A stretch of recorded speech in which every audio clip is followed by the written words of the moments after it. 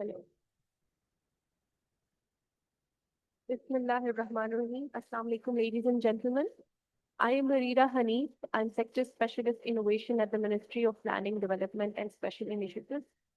And I will be your master of ceremony for today's conference. Distinguished guests, respected leaders, and friends, welcome to the Pathfinder Citadel Conference on Digital Nations, AI Transformation, and the Future of Work. To start formally, I would like to request for the recitation of the Holy Quran.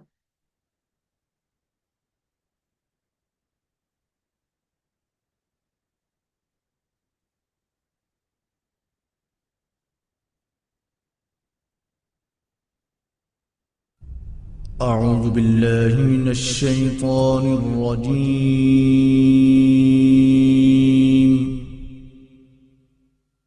بسم الله الرحمن الرحيم.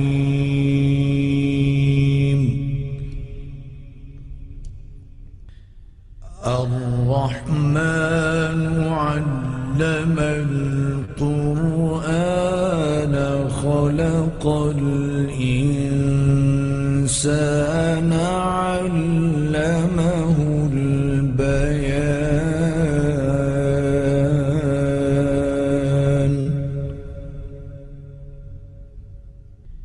الشمس والقمر بحسبان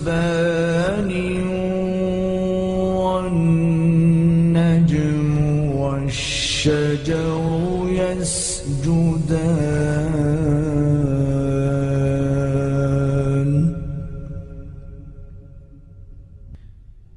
والسماء رفعها ووضع الميزان ألا تطغوا في الميزان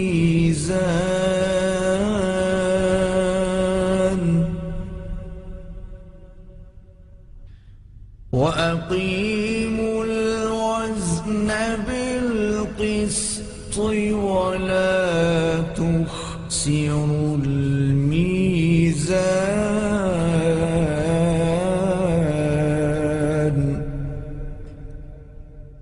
صدق الله العظيم.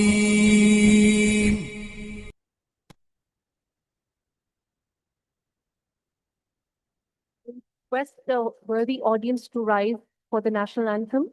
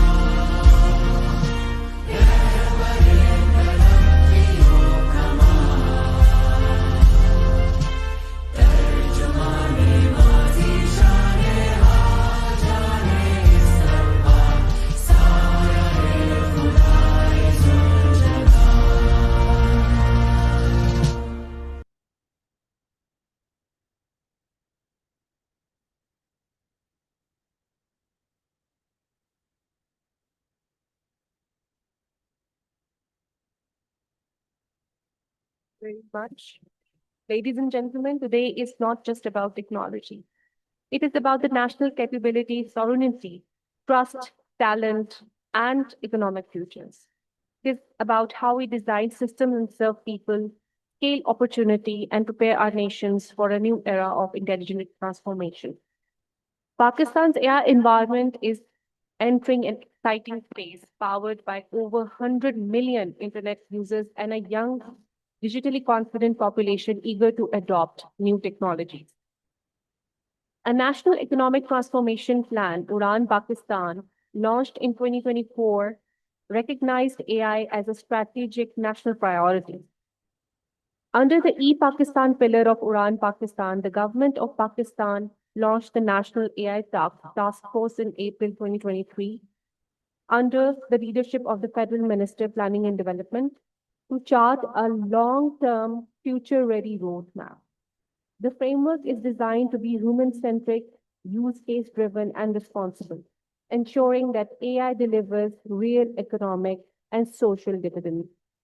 To translate vision into action, Uran AI Techathon is also actively mobilizing students, professional startups, and researchers to build practical AI solutions to address the national challenge. So now, with this, I would like to invite AVM Asad Ikram for the opening remarks.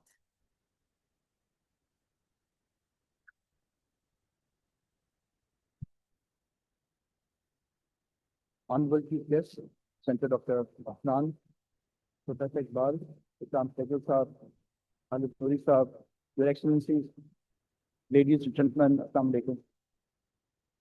It is such a great honor and privilege for me today to welcome you all at the first conference of the year. Such a great start to talk about AI right at the onset. So this is one technology that is now shaping the society.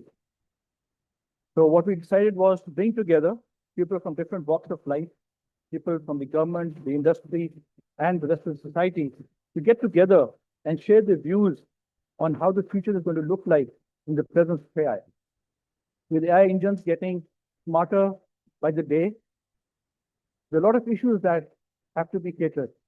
Issues to do with governance, to do with ethics, to even how we use it as a society. And then we ourselves as a nation, where we place ourselves. Are we going to be just users of that technology, or are we going to be developing that technology? So that's where Citadel, part of the Pathfinder Group, and YC Comstech have gone together to arrange this conference. YC Comstech, as you might know, has a presence in 21 countries in over 83 universities and does a great job of connecting scientists of the world together. Pathfinder Group, with this initiative at Citadel, brings together three verticals. One is the Jumpstart Institute, where we plan to train the next generation workforce. The second is our accelerator, wherein we plan, and we have already started doing that, to accelerate startups who are working in different domains. Most of them at this point in time work in AI. And you'll also get the opportunity when you go out for tea. We have 7 startups that we have selected to be taken to Davos later this month. So they were chosen through a long, very exhaustive process.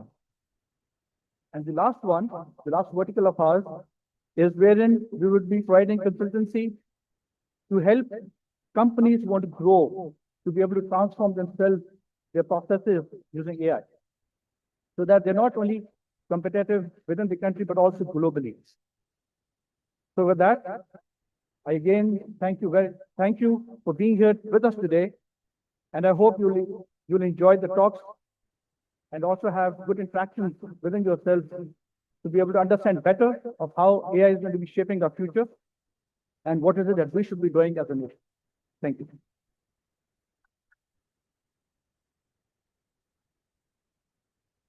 Thank you very much, Mr. Asad. And I mean, he's doing great work at Citadel, and I was also part of the Davos hackathon. It was an amazing initiative.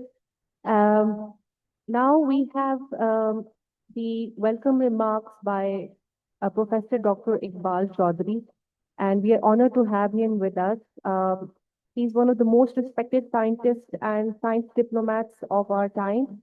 And he's also the Coordinator General of OIC Comstech, and a distinguished National Professor of Bioorganic and Natural Product Chemistry and Senior Honorary Advisor at the International Center for Chemical and Biological Sciences. So please welcome Professor Dr. Iqbal Chaudhry.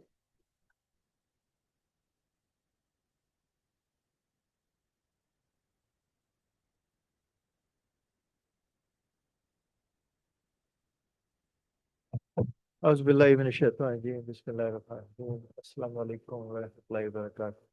good morning.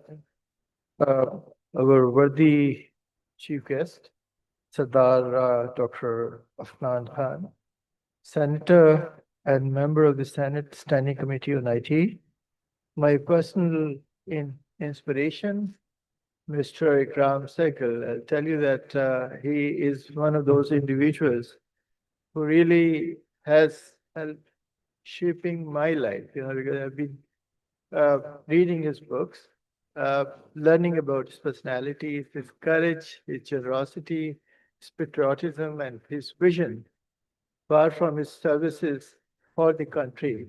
It's just absolutely phenomenal. We need people like him. He certainly is one great individual.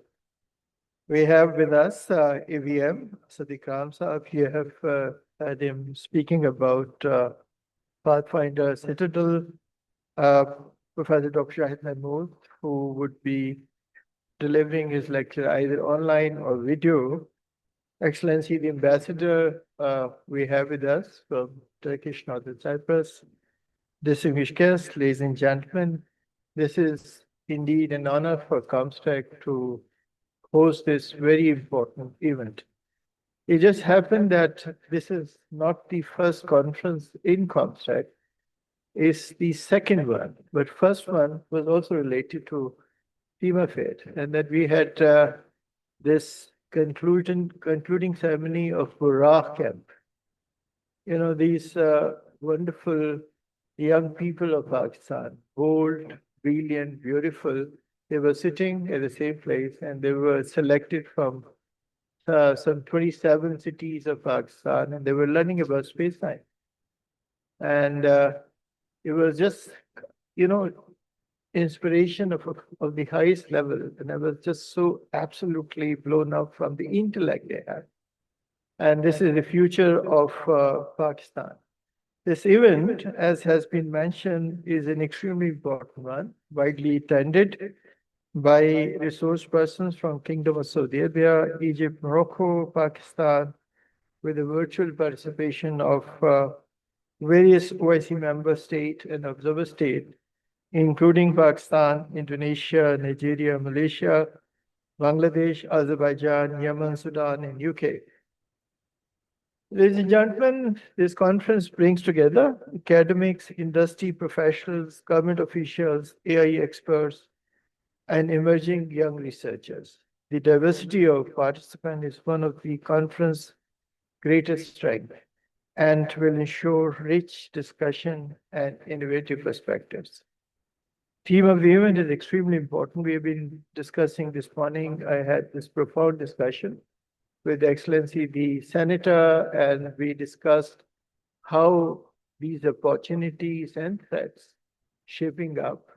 We are the first generation to see these phenomenal changes where authority is shifting from individual human race to the machine algorithm. And we are perhaps the last one to control it. So we have this very narrow window of few years in which we can have either technology controlling us or we controlling the technology. And I'm sure that you're going to deliberate upon it. OIC Comstech was established in the third Islamic Summit Conference in Makkatul Mukarramah in January 1981. And this is the only organization which is chaired by Pakistan. So this is the only multilateral organization which is chaired and hosted by Pakistan. Plays an extremely important role in Pakistan's science diplomacy initiative It is connected to 57 member states and 5 observer states. And this large portion of humanity, about 2.6 billion Muslims, spread over 4 continents. The mandate of comstech spread over science, technology, higher education, health and climate. We have this huge impact. At the same time that we have been able to develop partnership and that we greatly value this emerging partnership for which this conference is actually organized. And this is with Pathfinder Citadel. So comstech has been working in the field of various fields. We have the largest mobility programs, over 1,000 scholarships every year from every corner of the Muslim world.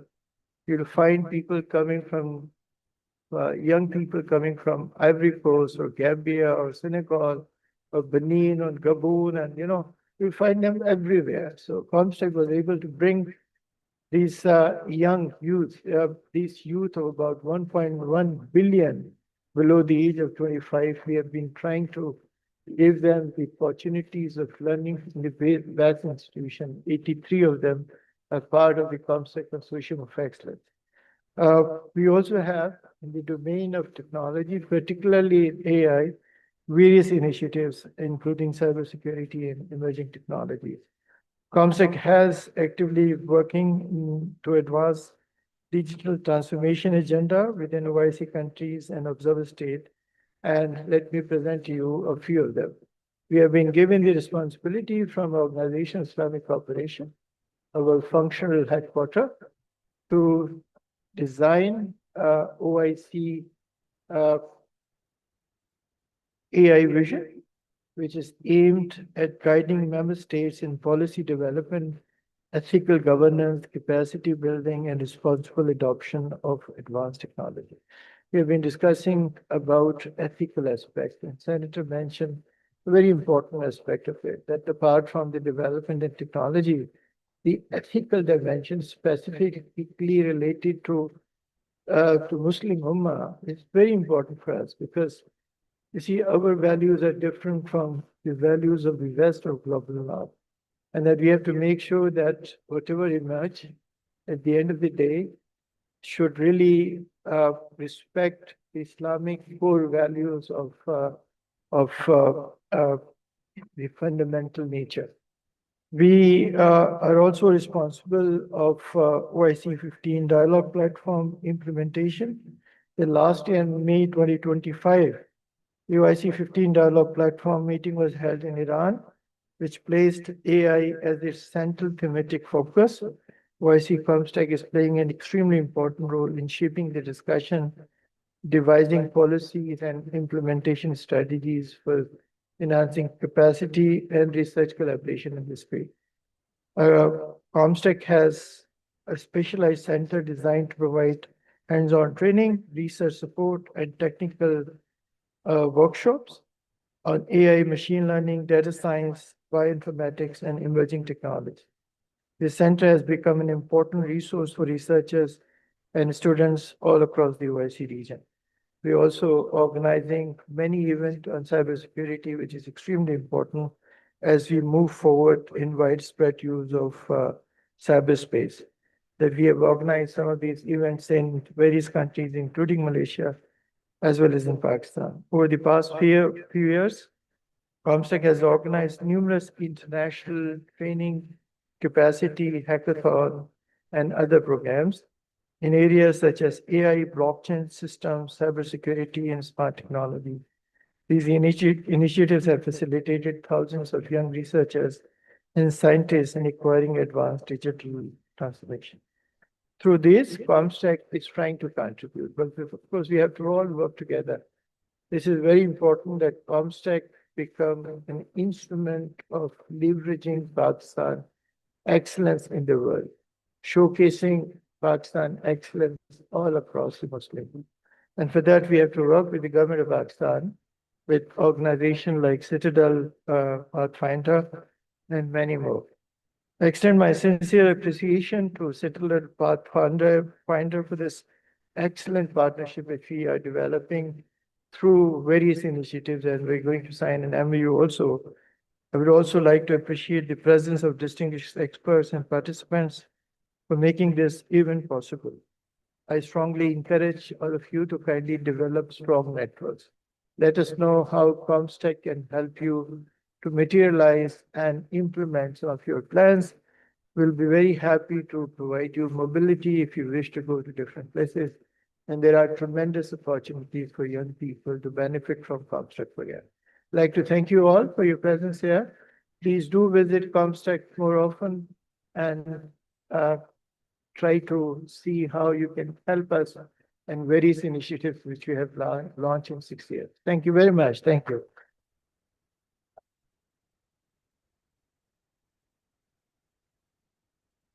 Thank you, Dr. Iqbal, and food for thought about whether controlling the technology or letting the technology control us. Now we have a keynote address on AI future vision from Dr. Shahid Mahmood, who is a pioneer in building Pakistan's digital and telecom communications foundations. Dr. Shahid Mahmood is a visionary technologist and policy shaper whose work spans net zero infrastructure, IoT, and national IT strategy. As chairman of Interactive Group and Techapolis, he aligns innovation with sustainability and economic resilience.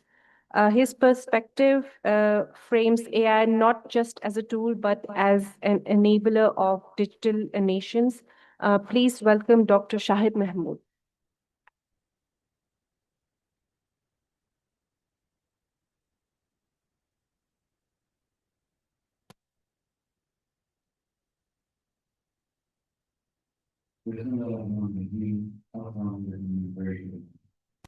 Distinguished guests, Professor Iqbal, Ikram Saigal Saab, Sohail Munir Saab, Senator Afnan, AVM Asad, Imran Jatla Saab, Air Commodore Farhan, all the distinguished guests who are here from the industry, putting this whole thing together, Pathfinders, Citadel, and the OIC Comstech colleagues. It is indeed a great morning to see something like AI and the future of work, digital nations in the next decade be spoken about or on as a subject in this crucial and critical point in life, and especially in this August House. I believe that as a nation, under the strong leadership of our current Prime Minister, Shehbaz Sharif Saab, ably led by his youngest minister, cabinet minister at the federal level, Shiza, and her team, Zarar Saab, Sohail Munir Saab, and others who are putting the digital roadmap of Pakistan together and are present in this August House, it could not be more critical for us to lay a roadmap on what I believe is important and we need to address.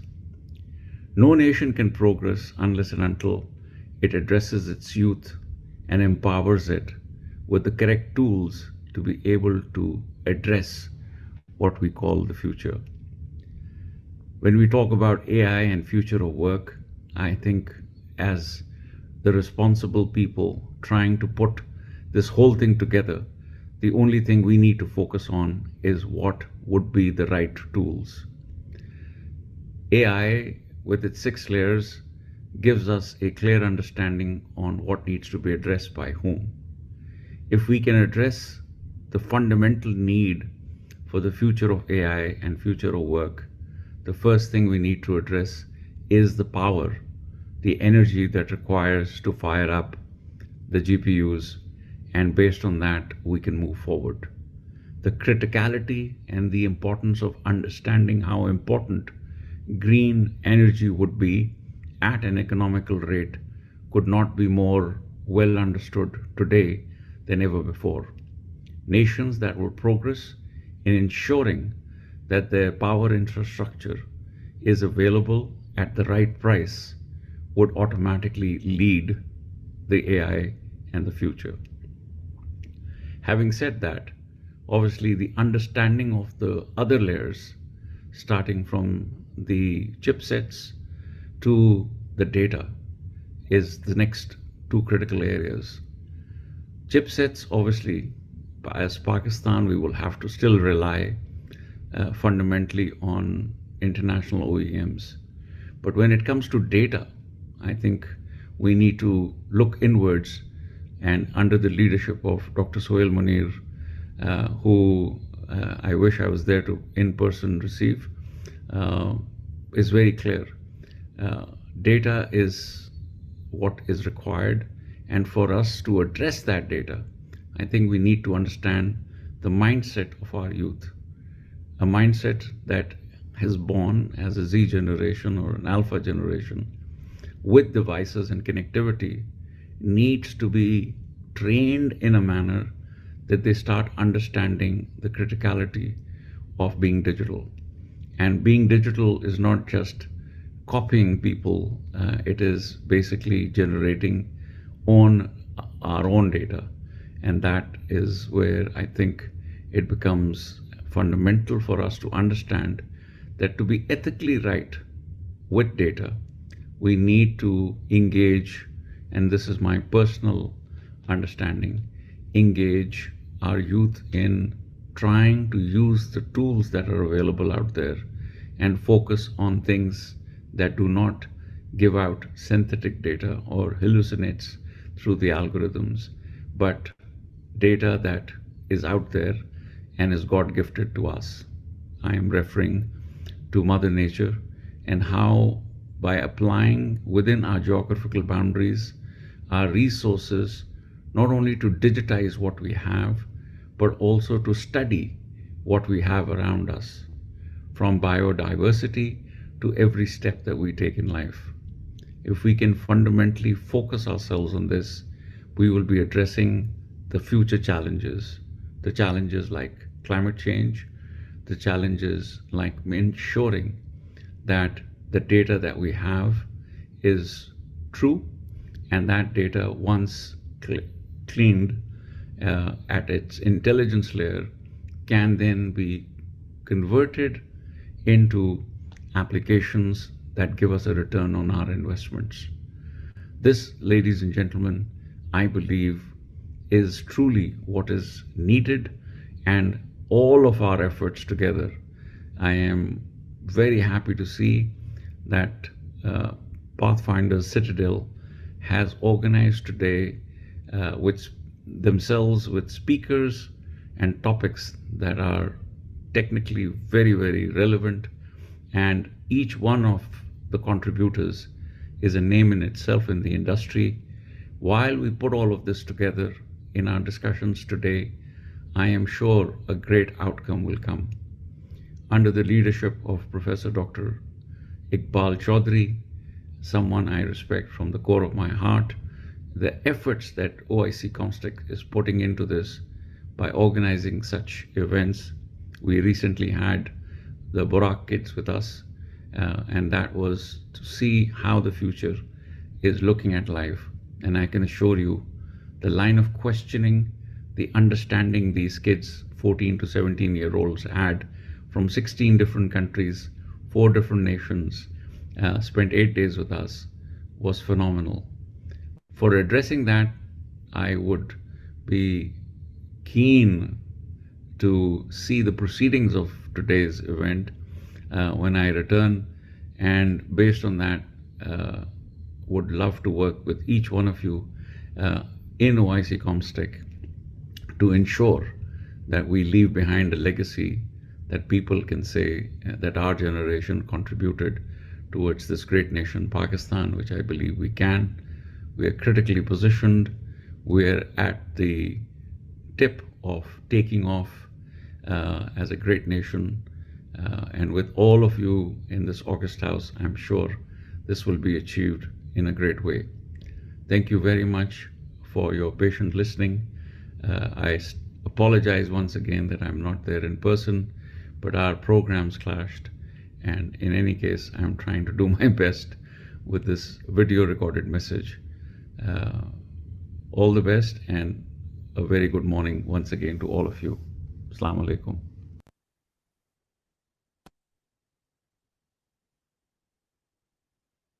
Thank you, Dr. Shahid Mahmood, for the very insightful keynote where he emphasized on the ethical use of data from the Mother Nature biodiversity to understand and resolve the critical challenges like climate change.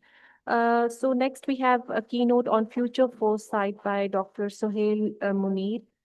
Dr. Sohail Munir is the founding chairperson of the Pakistan Digital Authority and the architect behind the major GovTech transformations in the region. His expertise lies in building trusted, interoperable digital systems that power governance, commerce, and citizen services. Today, he invites us to visualize what digital nations will look like in 2035. Please welcome Dr. Sohail Munir.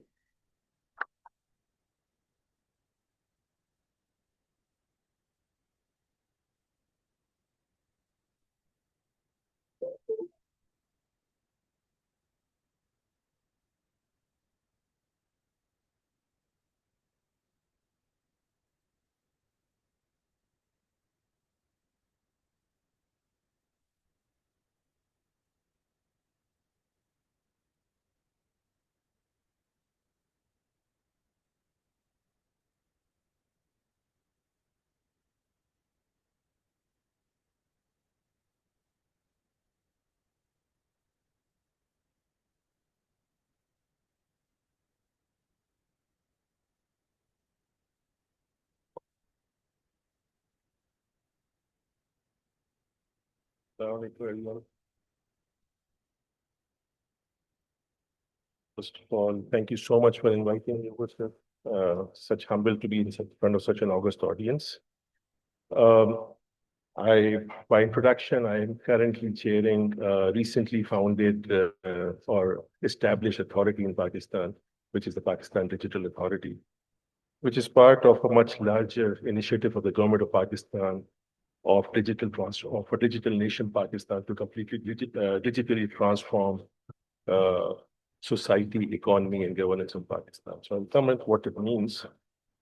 So what if you, this slide, if I just invite you to look at this, the top here, they have these 5 companies: Uber, YouTube, Spotify, Amazon, Netflix, collectively about $800 billion per annum. That's their turnover. Much larger than a lot of global economies, a lot of countries in the world, right? So it goes without saying that there is a significant shift in what economy is, what society is. Another slide. Today, so this 2.5 number, this is World Bank report. The digital economy today is increasing 2.5 times the traditional economy. The growth of digital economy is 2.5 times the traditional economy. 2025 globally, that number was 15%. 2030 expected to be 30%. Inshallah, the centennial of Pakistan, 2047, this is going to be around 50% of your economy, of your GDP. 2063 expected to be 75%. So that really tells you where the focus is going to be, and focus should be for everything. So what does it mean? We really have to, can we, a country like Pakistan or economies like Pakistan and others, can they actually continue going the traditional route and achieve their objectives? An example would be Pakistan, a lot after, I think, textiles, our biggest export is knowledge economy export. So we are hitting anywhere between $3.5 to $4 billion. Do nothing, we continue the same path. Will we continue making $4 billion? The answer is definitely no, right? We are being disrupted. Nobody have ever seen that kind of disruption before. To put things in perspective, 2022, November, I think 11th, was when a major thing happened. What happened? Abu Bakr, sir. Sorry, Sajjad, sir, what happened? What happened? ChatGPT was launched. I think 600 or 700 days, right? Imagine the world 500 days from now. So the disruption we have never seen before, right? To put things in perspective, the first 10,000 years, or the first 10,000 days of automobile, 40 was launched. So when the first automobile came, till when 40 was, Model T was launched, that was 10,000 days. We are only 500 days from, so the way the progression is happening is very different. So we cannot continue on the same path and imagine and even conceive of actually achieving those objectives. Another perspective is we were at a forum with the Law and Justice Department in Pakistan, trying to reimagine justice. This was last month, and a very interesting observation came up forward. The three foundational laws of Pakistan were made in between 1860 to 1899. Create laws made by a colonial power to govern, to kind of have control in the 19th century, enforced by people my age, people of the 20th century, to be implemented on 2/3 of the majority of Pakistan, which is the youth, which are people of the 21st century. So we are traversing 3 centuries in these laws, actually. So we really have to reimagine, and that's how we have to do. We have to take a step back. We have to reimagine governance. We have to reimagine how industries are going to work, reimagine how justice is going to be. So that's kind of how we are going to have to take things forward. Companies, countries, they live in that illusion today. There was this sport of beginning digital, companies, entities, countries making websites, information sharing. That used to be digital. Now it's about doing digital, taking current experience and bringing in digital tech in it. That is the current approach. It makes minimal change in operations, but you're digitizing things. If we continue doing that, it is going to be the same as somebody talking in the 1910s and 1920s that I really need very fast horses. You're not going to go to the automobile, right? So you have to really reimagine when you talk about being digital, you have to really reimagine the overall experience. You have to reimagine, radically improve, it is going to be a very different service delivery. I am of that age where in Pakistan, in my youth, I used to stand 2 hours in line to go pay my electric bill. Do I even imagine doing that right now? I do that this way, right? Banking used to be that I would have to go into a branch, go to a first counter, get a metal token, then I have, and then I have to go to 5 different desks. Now, did the banking sector do this? That they said, okay, let us digitize this whole process of issuing a metal token and going to the next desk. Did that happen? No, it was completely reimagined. This is my bank now, right? So why would we not do the same thing with government also? Why don't we do that with anything else for that matter? So we really have to reimagine that. So the problem statement that I see for countries like Pakistan, number one, Pakistan has a digital native population reaching 66% or 2/3 of the country. If we just take our youth, that is the 9th largest country in the world in population-wise. Otherwise, I think we're the 5th largest. A lot of people see that as a liability, as a threat. I see that as the biggest opportunity that we have. The problem, across 3 spectrums, their daily life is very cumbersome. They are disenfranchised. They feel completely disconnected to the system. Their economic activity is not inclusive. They believe that the government touch points are really outdated. Should not even be happening, right? That's the problem, that's the challenges that we are seeing. And the whole idea is, how do we solve that? countries around the world, countries who are very forward-looking, like Estonia and others, they took the whole digital nation approach, where you actually create value across these three spectrums. So the idea is you have ease of living, ease of doing business, ease of availing public services. But what you're doing is you're building for the citizen. A very key part in imagining this is going to be centricity part of citizen. I mean, in government, now I'm part of government. A tendency of any government is you are centric to the government. So if I am planning a system for the judicial system, at the center is the judge. If I am doing planning for land mutation system, at the center of it would be the officer we fondly call him Patwari in Urdu. He's at the center, right? So the whole process is defined around it. How will the government official interact? And that's the fundamental problem in this whole equation. Who is at the center? At the center is me, the citizen. You are a service provider as government. So what is the role of the government? The role of the government is a service provider. The moment you see who is at the center, when you're defining a judicial process, litigant is at the center, all of a sudden you reimagine it. So when I talk to governments, when I talk to anybody in defining these systems and doing transforming, the very first thing that you invite is to actually imagine the actual stakeholder to be at the center. Once you define processes around it, you all of a sudden have those aha moments. Why am I doing this process? Is it really needed? And that's what you have to really start reimagining everything. So what I mean to say is, when I talk about transformation, let's say in the healthcare sector or in government, a question that I normally would ask is, hey, a child is going to be born. Why should the father or the uncle go stand in line to get the birth certificate?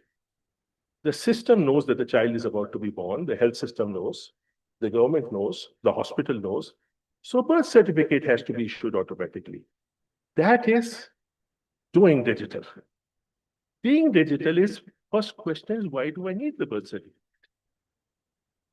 What is the fundamental purpose that it solves, right?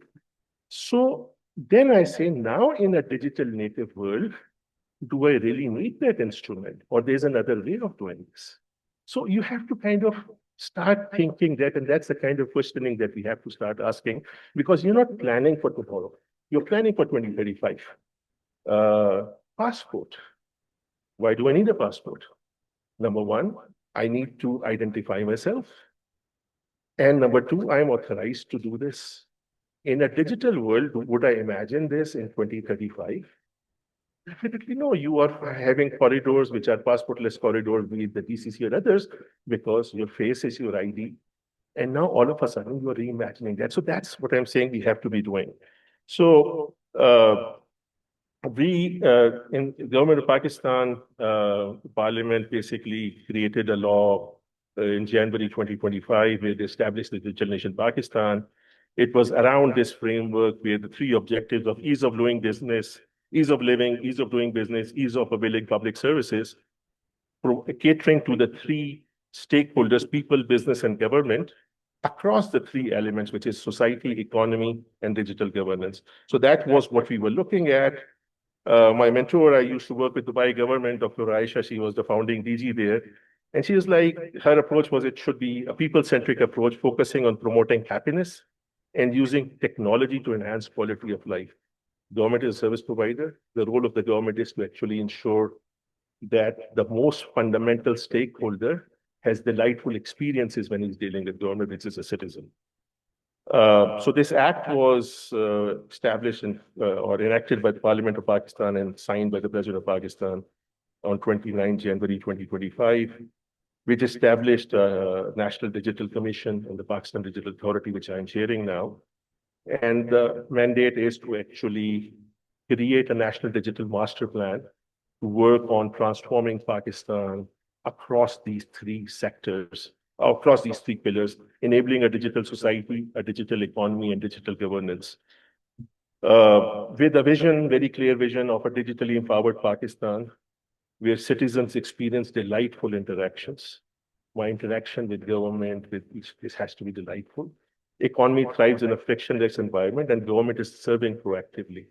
The job of the government is actually to serve, to provide service, and that should be proactive. It should, with AI, with data, it should actually understand the needs of the people and provide those services. That's the objective, right? So across digital society, the idea is the North Star is to move from privilege to right. A citizen being able to access digital in a safe, secure way. We have seen globally, digitizing agri has improved the yield to almost up to 25%. So a farmer in a remote area can not only access but avail digital in a safe way. Digital economy moved from labor to innovation, and then governance moved from red tape to red carpet. So that's kind of the vision that we're taking forward. We hope that this launch is going to create an exponential trajectory for Pakistan for our objectives of being a $1 trillion economy, unemployment of less than 4%, and EGDI ranking of in the first top 75, and I'm short on time, so I'll just move forward. The last but not the least, a key change that is happening around us in being digital is that now AI, I don't see it as a technology, AI is it's kind of, you have to imagine governance, society to being completely AI native. So the vision for Pakistan, given the Prime Minister of Pakistan, is that we want to harness AI as a national engine of growth, innovation, and competitiveness, powering Pakistan's digital economy and future prosperity through trusted, sovereign, and responsible use of AI. So the whole idea here is when it's no longer about I am building a use case, I have a traditional way of doing business. How do I digitize that? How do I bring in AI? You really have to take a step back. In an era of AI, how would governance be? How would economy be? Just like the banking completely transformed. Previously, they did not have this instrument. So I had this paper processes. No bank went and said, let me take those processes and digitize those. We actually reimagined how banking should be. And now nobody does banking. At least I have not seen anybody taking a check, go that this is the instrument that we use for banking. In an AI era, it is going to be, you have to really reimagine that. The needs are going to be assessed and analyzed, and transactions are going to be happening. So that's what it is about being AI native and thinking about it in an AI native way. How much time do I have? That time. Okay. So I think I stopped at the right time. Okay.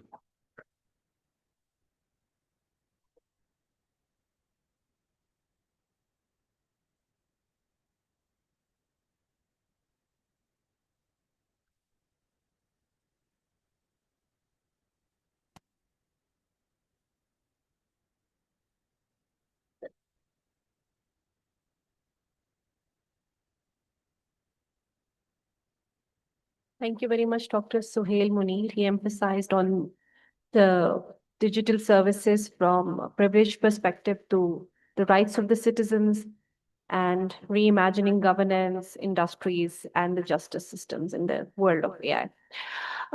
We have a speech on thought leadership by Mr. Sajjad Said, who is the chairman of Pasha and the founder of Excellence Delivered. His career spans multinational technology, entrepreneurship, and policy advocacy. He brings a practitioner's lens to leadership through disruption, grounded in scale, governance, and execution. Please welcome Mr. Sajjad Said.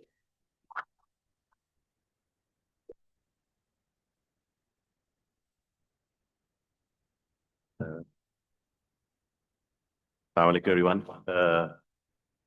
First of all, really proud and really honored and grateful for being invited here. Speaking after Dr. Suhail, it's amazing how much meeting of the minds was there. First of all, distinguished policymakers, respected academics, industry colleagues, ladies and gentlemen. Let me just start by talking a little bit about Pasha, because I have to. So Pasha is a DGTO registered IT association. Together as an organization, we do about 90% of Pakistan's tech exports. We employ about 600,000 people. and our industry is growing about 18% year on year. So we're a very important pillar of national economy.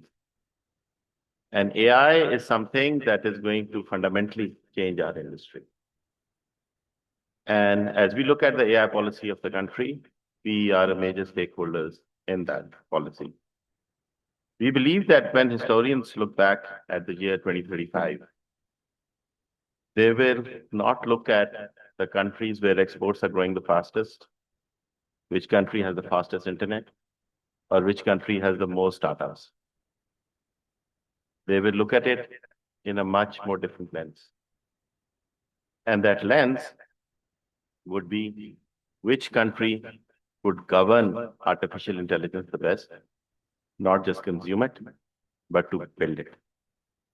And that is going to be the fundamental question that historians are going to ask in 2045 when they talk about 2035.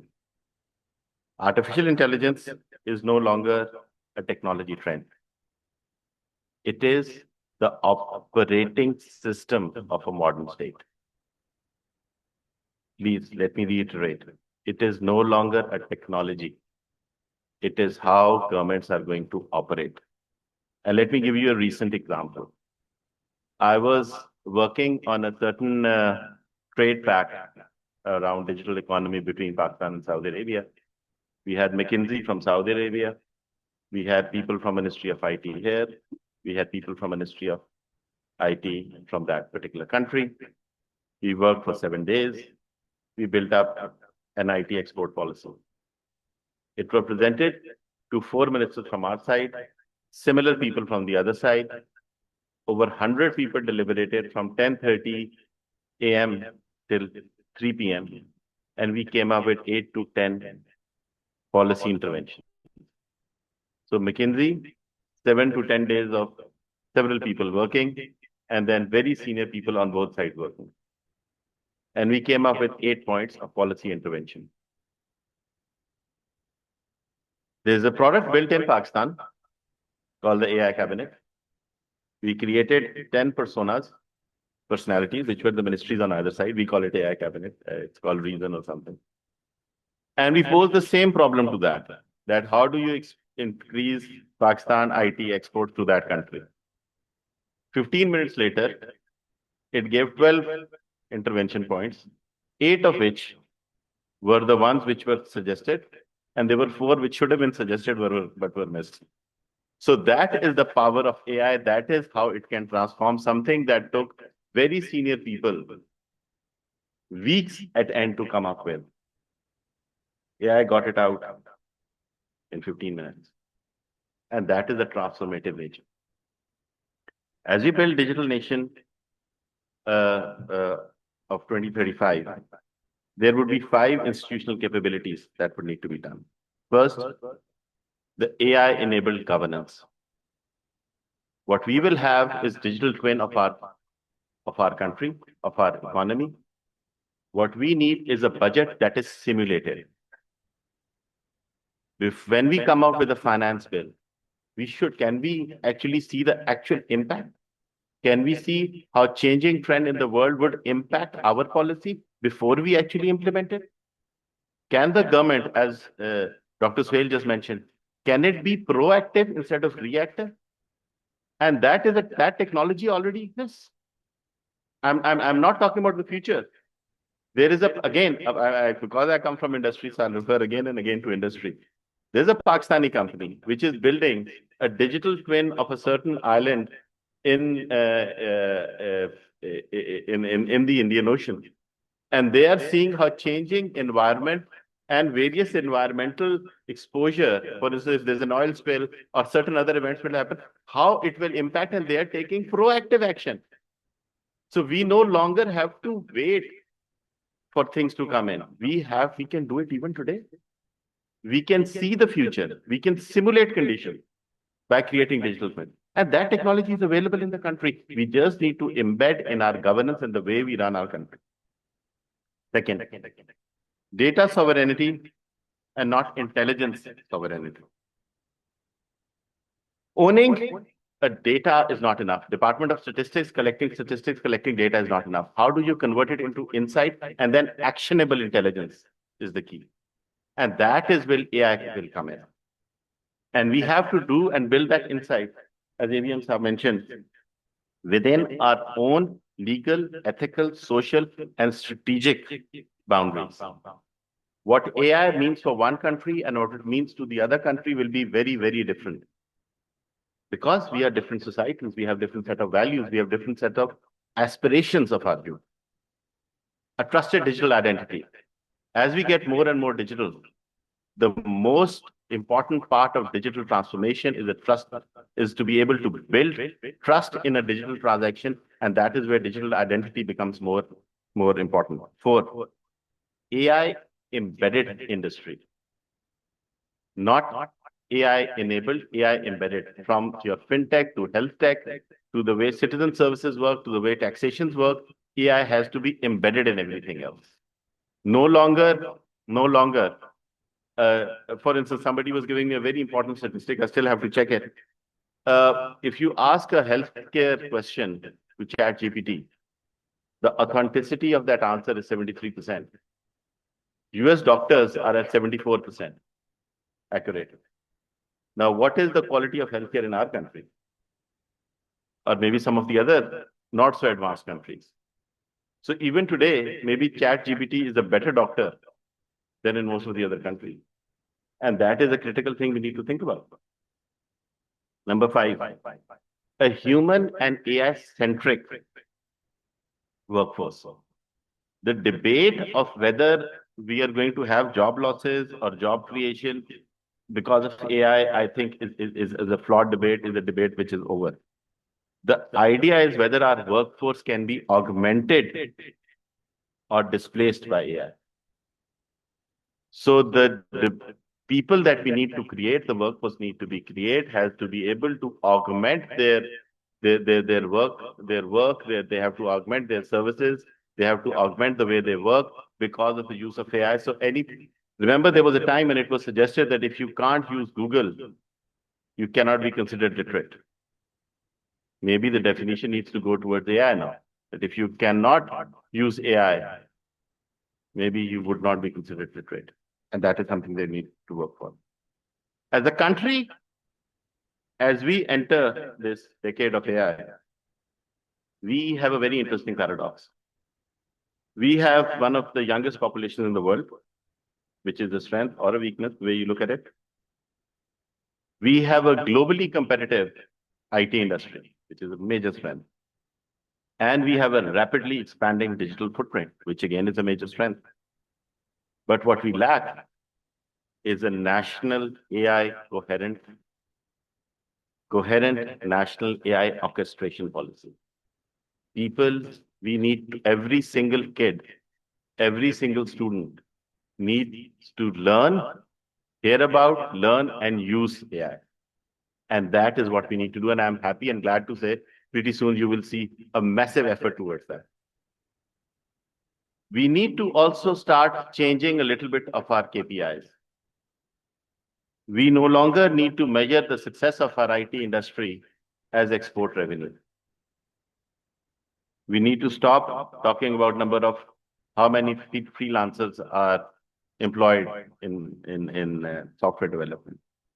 And we need to stop talking about headcount or number of people employed. We need to talk about capability.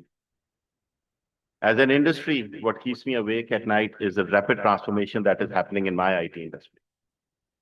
We need to change from writing code to designing intelligence. The code can be written today by an LLM. AI can write code. It can write code much better. We need to be able to design algorithm. Otherwise, we will become a consumer of AI and not developers or producers of AI. And this vulnerability on international AI is a strategic national security issue. It is a strategic vulnerability of our nation that we need to address. Sorry, I'm looking at some of the points. Generally, I speak, I don't read, but these were important, and I have a lot of academics and policymakers there. So I want to make sure I cover everything. And in Islamabad, you get frequent messages, but I'm quite unwell these days, so I don't come to Islamabad too often, which is a strategic vulnerability on my part. So at policy and academia, as an industry, this is what we need from you. Because I'm sitting in a university, standing in a university. You need to realize that IT industry cannot just remain an exporter of labor and man hours. By 2035, we would expect from academia and policymakers a few very important roles they have to play. Number one, the national IT systems have to be architected differently. Public systems in health, urban planning, in energy, everything else, like fintech, etc. They have to be co-designed and built by a local AI. We have to do this make in Pakistan policy. We cannot import AI. It has to be built locally, and it has to be fully built locally, not just black box. And yes, there will be weaknesses. I understand that. There will be better solutions out there. But we cannot ensure our AI sovereignty as a nation unless we practice and start from, start trusting our own national systems. Otherwise, it is a strategic vulnerability.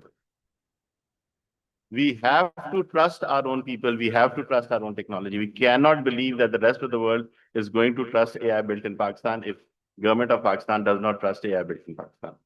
Second, the difference and the gap between policy, academia, or governance, academia, and industry, it has to shorten.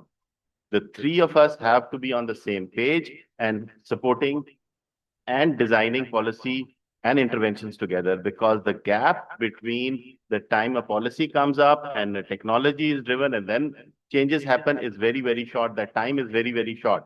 We cannot wait for years. We cannot wait for quarters. We cannot wait 1 year for a policy intervention in a finance bill. We have to start thinking in terms of quarters, in terms of weeks, in terms of days. So that collaboration has to further improve, and academia would be the heart of it, which would create a very strong linkage between industry and policy. So that role of academia has to change.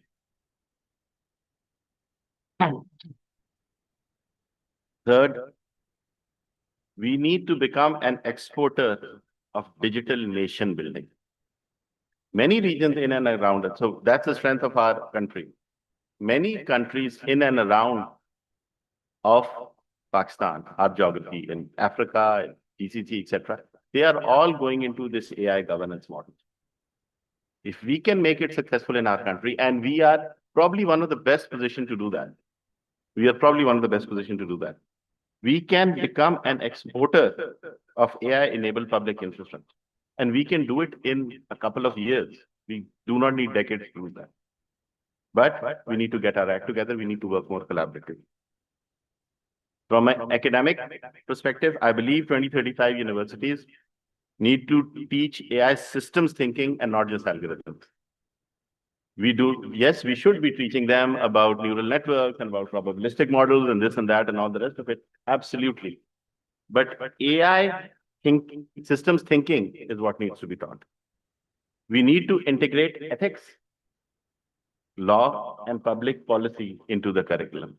Please, ethics, AI ethics is very important. As we get into this world, it is a whole new domain. Imagine if we had taught people the use of ethics when the mobile phone and digital technologies came in. We would have had very few problems today. All the digital issues that we are having today, we see this in our society, around Facebook, around social media and all. If we had embedded ethics when this technological disruption was happening, we would have a very different society today. Number three, we need to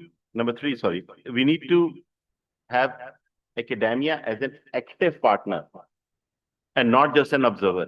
So when new technologies and algorithms and systems are going to be built, Academia needs to be an active partner in it because it's right there. It can give us interesting use cases, and it can see the ethical and study the ethical, social, economic, and policy implications of that tech.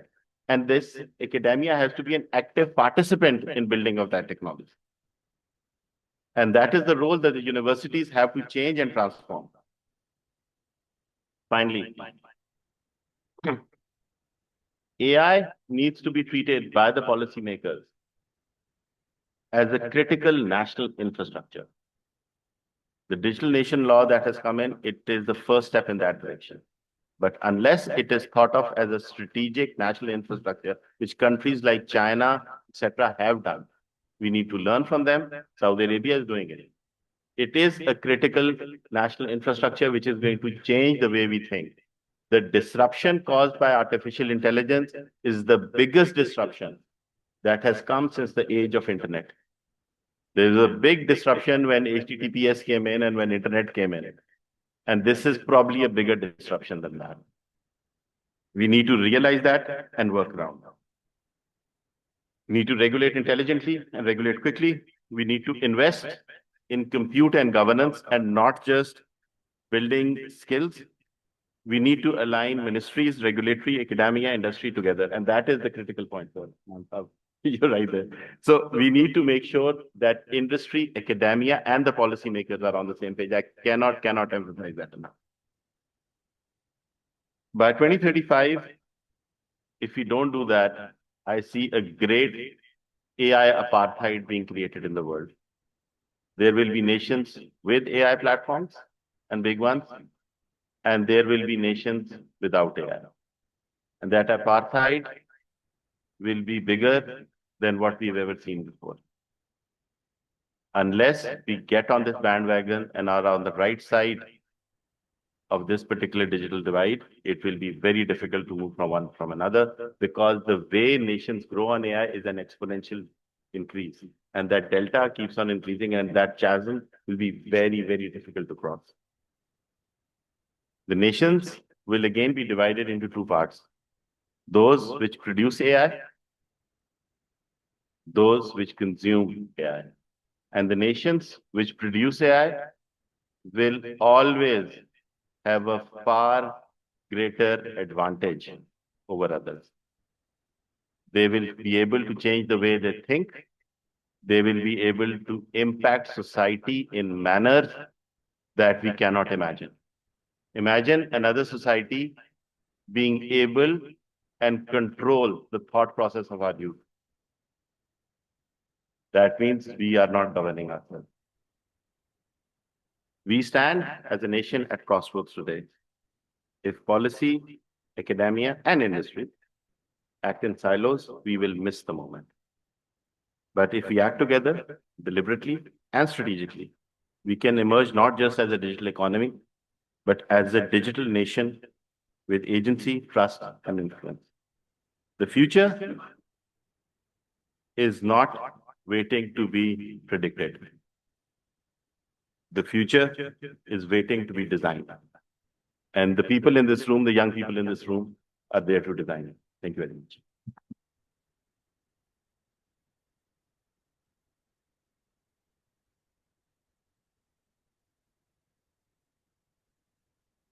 Thank you, Mr. Sajjad Sayed, for emphasizing on how the nations will rule and create their ascendancy by not just consuming AI, but also how they build it. I would like to now invite and introduce our chief guest, His Excellency Senator Dr. Afnanullah Khan, the national leader shaping Pakistan's policy landscape at the intersection of privatization, digital transformation, education, and innovation. Senator Dr. Afnanullah Khan serves as chairperson of the Senate Standing Committee on Privatization and as a key member of committees on IT, telecom, and science and technology.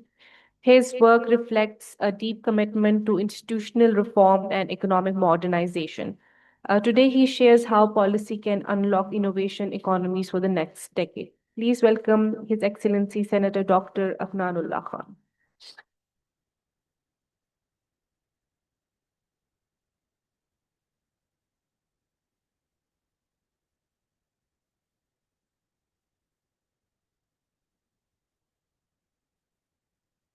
Bismillah Rahman Rahim, distinguished guests, respected colleagues, ladies and gentlemen. It is a great honor for me to join at the conclusion of the timely and forward-looking international conference on AI and the future of work, digital nations in the next decade. I would like to begin by congratulating Pathfinder Citadel and OIC Comsec for convening a forum that addresses one of the most consequential transformations of our time. My appreciation goes to Mr. Ikram Sehgal Saab, Air Marshal Asad Ikram, Professor Dr. Chaudhary, for coordinating this event. I would initially like to highlight some of the work that the government is doing in the area of AI. First and foremost, we have the AI policy that was recently launched, in which the government has highlighted the areas where we are going to work in. So those areas are between training human resources in the area of AI, building up the infrastructure, the electric grid, and the data centers, and then also having the ecosystem through which entrepreneurial work can be encouraged. So what we're planning on doing is that having the human resource, the infrastructure, and all of that ecosystem coming together to develop the future products relating to AI in Pakistan. The government itself is also focused around AI. There's a lot of automation work that is being done by the federal government in improving government efficiencies, in improving the bureaucratic work as well. Some of the initiatives, there are many initiatives, some of the initiatives that I wanted to highlight. The government in Punjab is more specifically building an AI university, which will focus on developing AI graduates who have the right skill set that is required for the AI revolution that is coming. We are extensively using AI for security purposes. Most of our safe cities have AI-enabled cameras. We have AI programs in which we are training hundreds and thousands of children in this specific area. We are using AI in the area of agriculture, forecasting of the weather, cultivation, and harvesting of the crops. But there are more specific challenges. This is the work that we are doing, but there are more specific challenges that are coming in the next coming years that I wanted to highlight pertaining to AI. So someone mentioned that ChatGPT came on 11th of November. There's another date that is coming, and that is not too far in the future. And that is the date when we have the emergence of AGI, which is the artificial general intelligence. When AI will achieve the level of human intelligence or above, then it will be called AGI. Once that happens, a lot of the jobs, a lot of the work that human beings used to do will become redundant, and people are working on it like day and night to achieve that specific milestone. I have background in IT. I've done my doctorate in IT, so I understand these things from a very fundamental perspective. The issue with computing is that you can program a lot of things. You can program a job, you can program a task, you can program a lot of things, but there are certain things that are very difficult to program. For instance, like how are you going to program empathy? How are you going to program fear? How are you going to program intuition into a machine? These are some of the specific things that human beings have, that we can get into a specific situation without having no prior knowledge of how to fix that problem, but get into that situation and fix it. So that is something that is unique so far to human beings.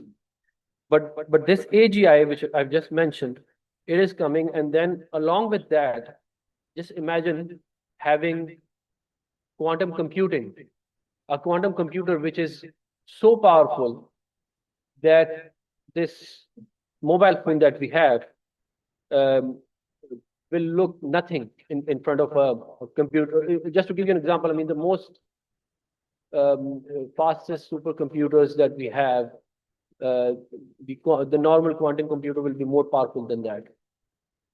So, and then you have AGI, you have quantum computing, and then you have robotics. And now you merge all three of them and see the threat that artificial intelligence can have on human beings. Because you will have a robot which will have a brain of a human being, but in fact, even more than that, because human beings cannot compute large sets of data, but a machine can very easily compute a very large set of data. So this is some of the biggest challenges that are coming forward, and we are working on it. I've proposed a bill in the Senate, which is basically the regulation of artificial intelligence. As some of the esteemed speaker before me mentioned that we have to ensure that we incorporate the values that we have within the AI. If we are not going to do it, then later on it's going to create a lot more problems for us. So I think we are at a crossroads in history, in human history, in fact, where a huge transformation is coming up, a huge transformation, and this transformation is also an opportunity for us. If we can somehow leverage this transformation into the development of our country, if we can build up, the infrastructure, if we can train our human resource, if we can build up the ecosystem, then we will benefit from the proceeds of this revolution. I mean, as we are going to be, for someone mentioned before me, we are going to be the producers of AI. We're going to be the producers of the apps, the programs of AI, rather than only the consumers. So this is in a nutshell that we are working on, and that is something that we're looking at. And I think Pakistan has a unique, we sit at a unique opportunity. We have a very huge youth population, and that is our biggest strength. People talk about, like, gold and having oil and all that. I personally feel that Pakistan's biggest strength is their people, especially the youth. If we can train our youth, if we can give them the right vision, if we can give them the right tools and the right environment, they will be able to take Pakistan into this next revolution. They can make Pakistan the biggest, or one of the biggest economies in the world. So this is our biggest opportunity, and we're working towards it. I would like to again thank the organizers of this event. I would like to again thank Mr. Sehgal Saab, and it was a pleasure listening to all these speakers before me. And I wish that, inshallah, the vision that we have with regards to AI, with the help of the industry, the academia, and the policymakers, we all will come together for the betterment of our country, and will achieve the goals that we have envisioned. Thank you. Pakistan Zindabad.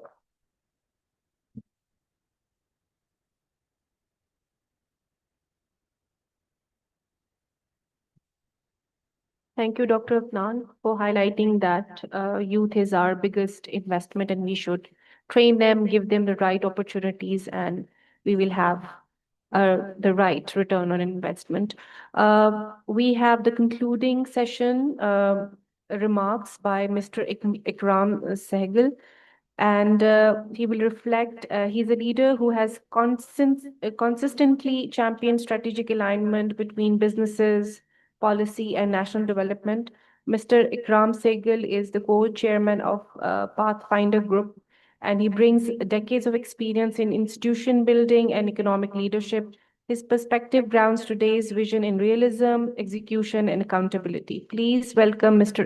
Ikram Sehgal.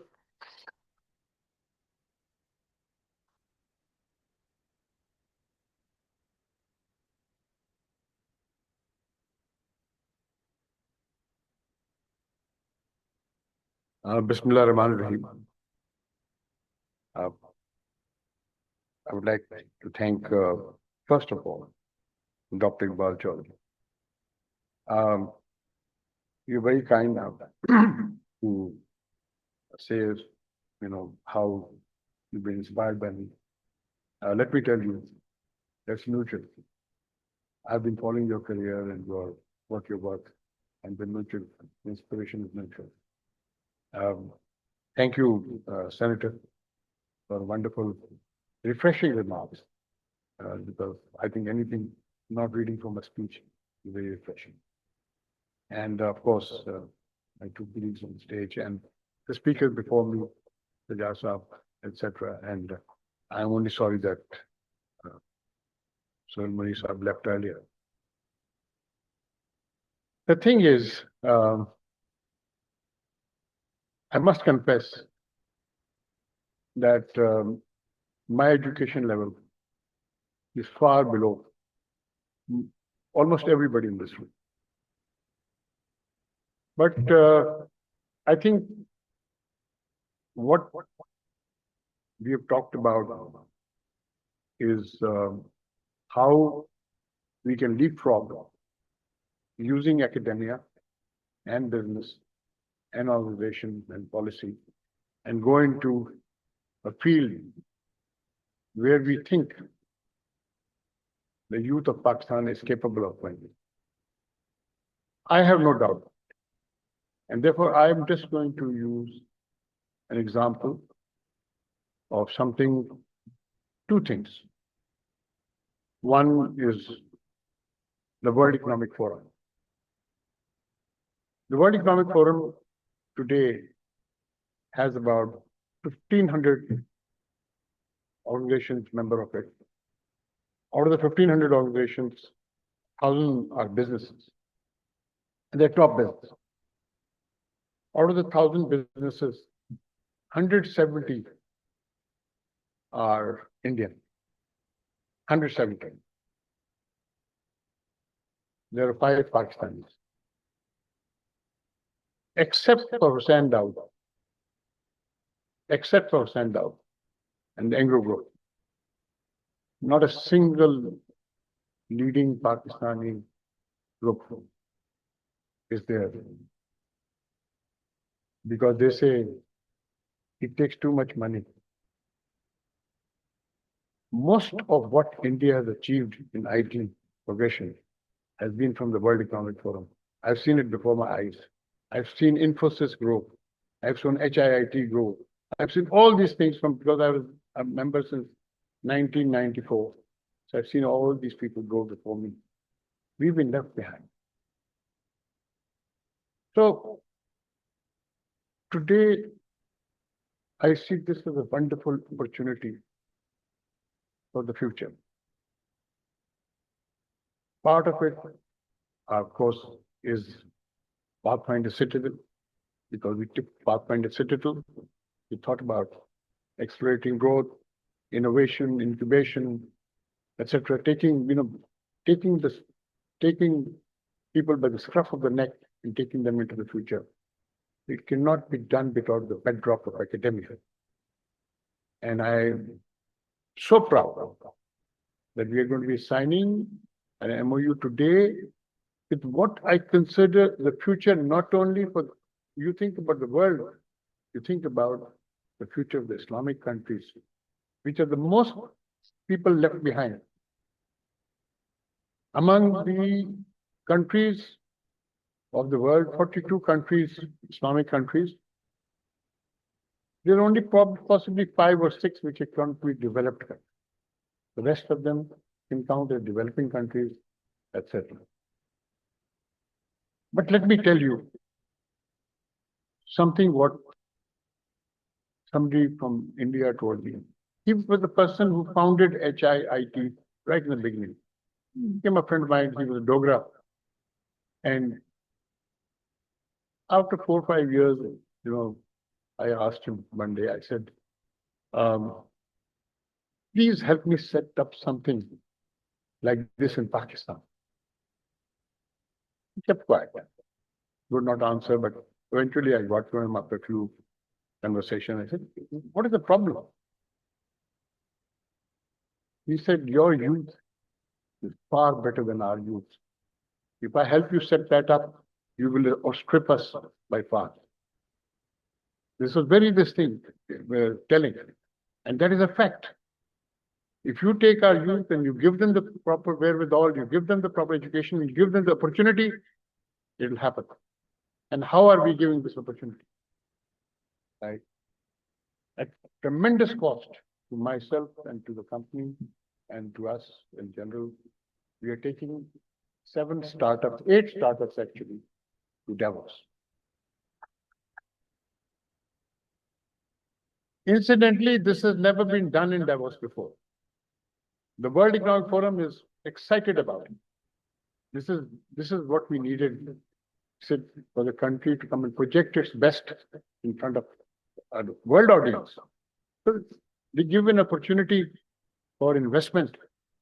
And this, can you imagine the interaction that will take place, right? And we know, because when I invited some very important people, and I did not expect them to become the chief guest for the Citadel startup, we got a very, very important person coming as the chief guest, right? Which is in our events, it's not a major event from our side, in that sense, but it's now become a major event. So that will be a tremendous startup,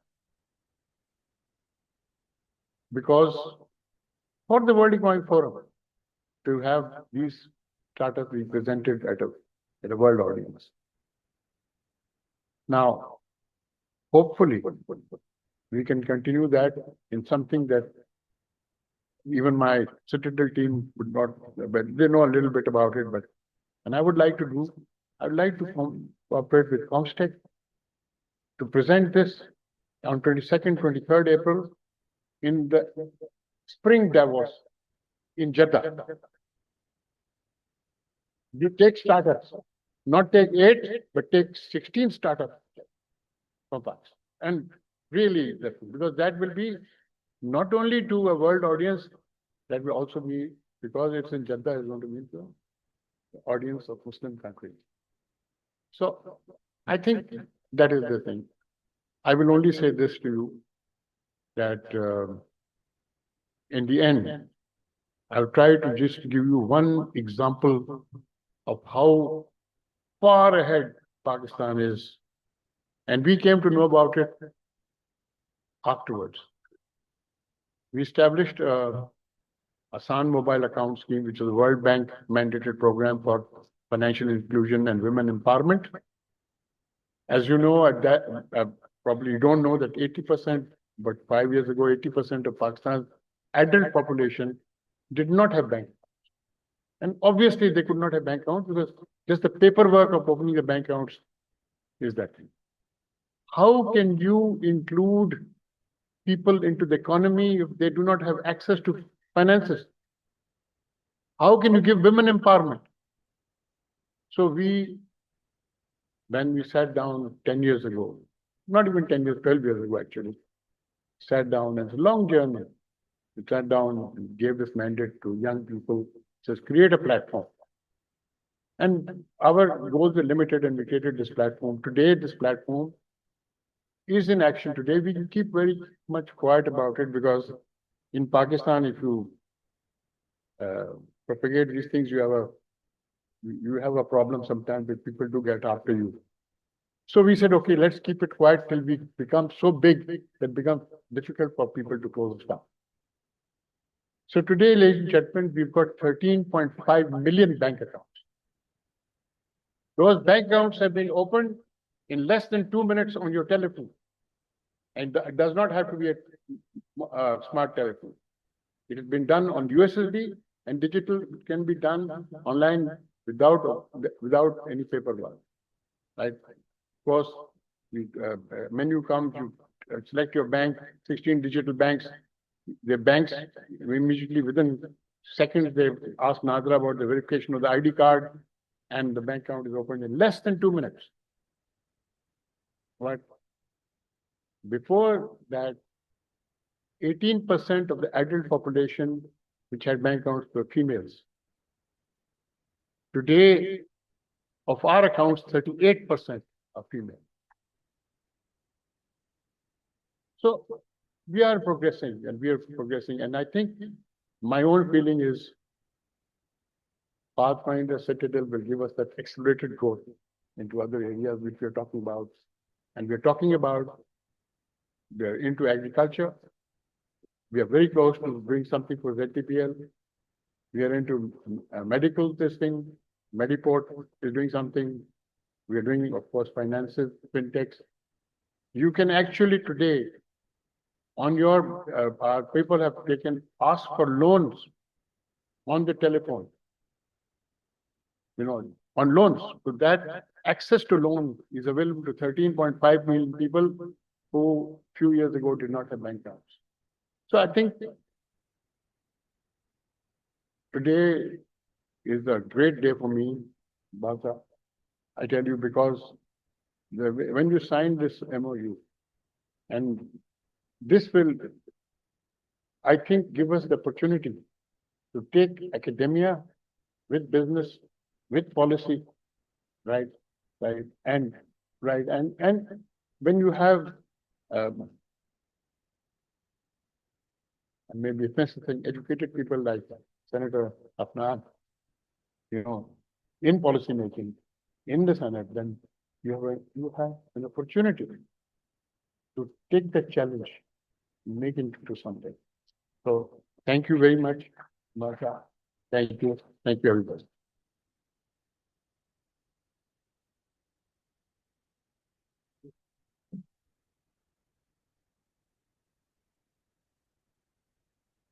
Thank you very much, Mr. Ikram Sehgal, for the feedback and recommendations to enhance the innovation ecosystem in Pakistan.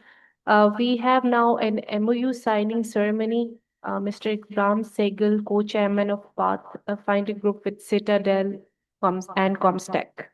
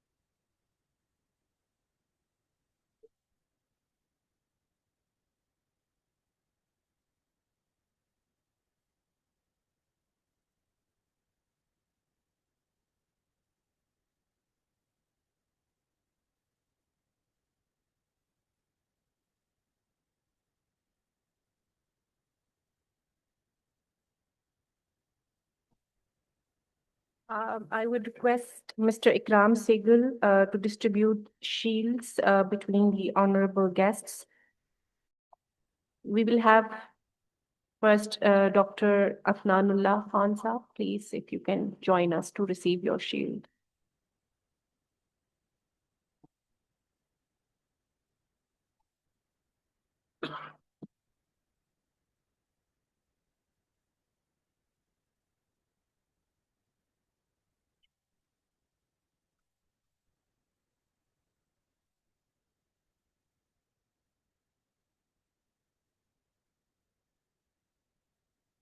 Now the shield will be presented to Professor Dr. Iqbal Chaudhry Saab.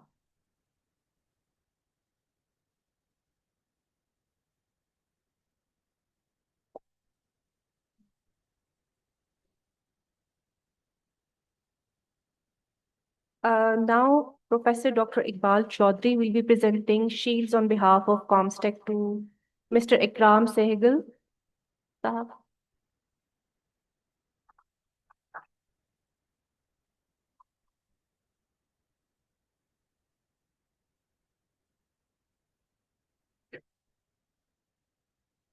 And also to Dr. Afnan.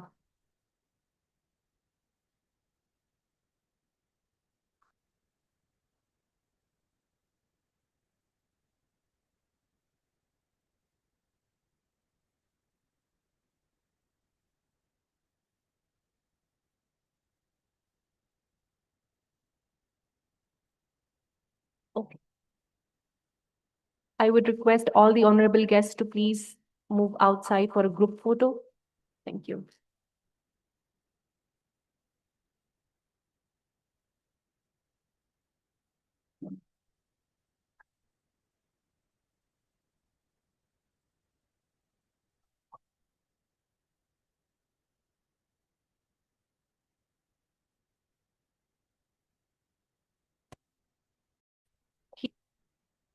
Of complex multi-stakeholder dialogues across policy, markets, and technology.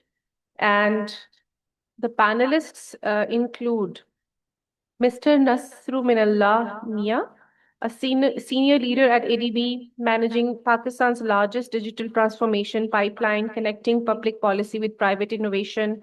Professor Dr. Yasir Ayaz, a pioneer of AI and robotics in Pakistan, leading the National Center of AI and building global research linkages.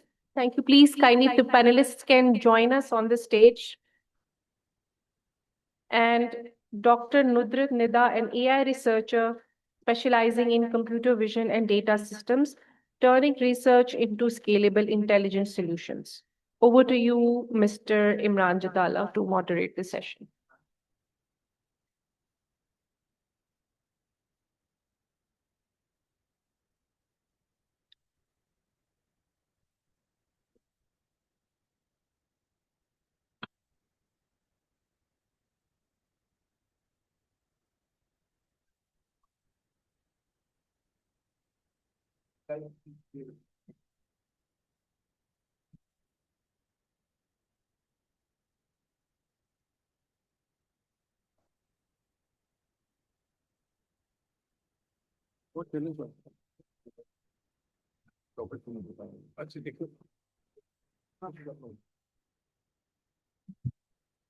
Bismillahirrahmanirrahim. A good noon, ladies and gentlemen, dignitaries, Chairman Saab, and our esteemed panelists. Tea break के बाद शुरू करें तो we are not really with all the energy and vibe in the house. Hopefully we'll build up in next few minutes. Thank you very much, esteemed panelists, for joining us. और आज का panel is AI transformation and digital nations. The theme of this conference is AI, future of work, and digital nations, and how nations in OIC region and beyond will transform themselves into digital nations in next decade. So we would have invited the best mind in the country to speak about AI transformation and digital nations. Mr. Nasser Minullah represents ADB, and he is leading digital transformation there, and he's the force behind a lot of digital initiatives going on in the country, which includes Pakistan Digital Authority. And Dr. Yasir Ayaz heads National Center for AI at NAST, a celebrated and acknowledged AI scientist in Pakistan, doing cutting-edge research and work with academia and industry. Dr. Nudrat represents NAST and is a very recognized AI scientist, again working with academia and industry. And our fourth panelist, Ms. Sasna, somehow could not join us. So Air Commodore retired Khalid Banori Saab is joining us. And he is retired from Air Force with 20 years of experience in strategic diplomacy. And he will be talking about strategic side of AI infrastructure or AI transformation or digital nations, and why it is important for the countries like Pakistan and OIC region. So I would like to begin with Mr. Nasser, that you are part of most of the digital initiatives going on in the country, and your take on that, sir. Thank you, Imran. I think the question was on sovereignty and resources. But also thank you for mentioning the work that we have done on digital nation. Actually, it all started back in 22 when we decided that we want to investigate this sector. हमने कहा जी है क्या, पहले तो ये देखें. अगर आपने कोई बड़ा प्रोजेक्ट करना है, पहले तो पता होना चाहिए कि जी सेक्टर में है क्या. What are the players in the ecosystem? क्या gaps हैं? कहाँ पे challenges हैं? So we proceeded in that manner. We published, and through a process हमने सबको consult किया पूरे पाकिस्तान में. We made this diagnostic study. Diagnostics के बाद हमने 10 साल का एक road map भी investment का plan बनाया है, which, as Imran mentioned, Pakistan Digital Authority ने एक Pakistan digital sector master plan बनाना है. So we have given them a version 1 of that. So master plan में हमारी contribution है. So Pakistan Digital Authority has taken office, and we are also supporting that. The idea is that it is going to lead implementation of all strategic initiatives on AI in a very nationally coordinated fashion. So should I go to the question now? Yes, Which you had on sovereignty. Sovereignty basically means our control over our own resources. There is a lot of discussion on, how, for example, I am from ADB, so people would naturally think of ADB projects and lending and borrowing and so on, and how that impacts sovereignty. But you see that there is I'll have to really simplify this question. A reliance on debt actually also means foreign currency. So if you're talking about strategic projects like AI, foreign currency very important है. चीजें उसी में import होती हैं. So although हमारा जो revenue है tax का, it is about $40 billion, equivalent to that, but it's in rupees. So हमें foreign currency चाहिए होती है. So sovereignty actually, when it comes to investment and infrastructure, is ability to invest in some of those strategic projects and initiatives, which we think are important under the national framework. और national framework क्या होता है कि where the country actually wants to go, where are we headed, हमारा national vision क्या है. अब बहुत सारी आजकल discussion है कि जी economy stabilize हो गई. Stabilize तो हो गई, इसके बाद growth भी होनी चाहिए. भाई आपकी population अगर 2.5% पे grow कर रही है, economy 1.5% पे कर रही है, तो you can imagine the obvious challenge. It means social issues in the long run. So we have so many young people. So strategically, sovereignty means that we should be able to leverage on our strength and create those national assets which can deliver productivity and growth. I'll stop here because we don't have much time, and I can come back again when Imran Jatala sir brings me in. Over to you. Oh, thank you very much, Nasir sir.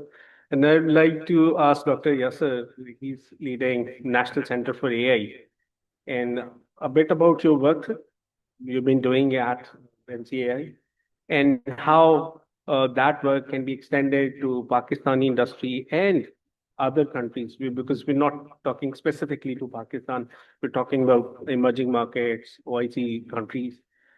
Your take, sir.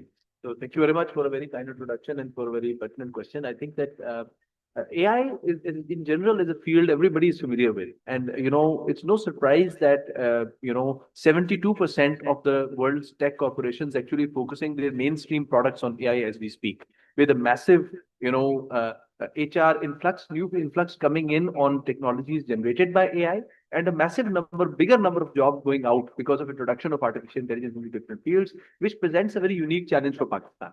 Now, if you look at any country, for example, if you look at the US, for instance, or other countries as well, majority of the AI work, I can give you real examples where people from academia have actually stepped into industry and led entire setups. For example, James Kuffner from Carnegie Mellon University has led the setup of Google X for a long time. And under him were the researchers, a lot of new technologies were developed. Sebastian Sun went from Stanford and developed the smart car after Stanley was demonstrated in the, Grand Challenge, the DARPA Grand Challenge, basically. And he, demonstrated the Google car was developed under him.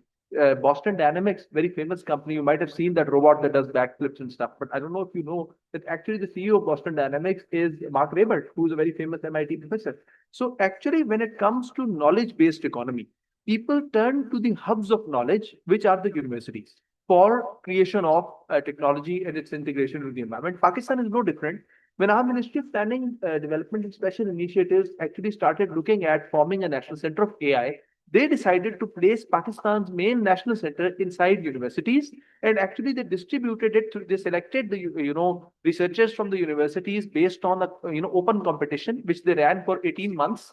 It was issued as an open call in 2016. A lot of researchers applied, and they placed ₹1 billion on the table that if you want to establish a lab, you come and compete for it, and let's see what you've got.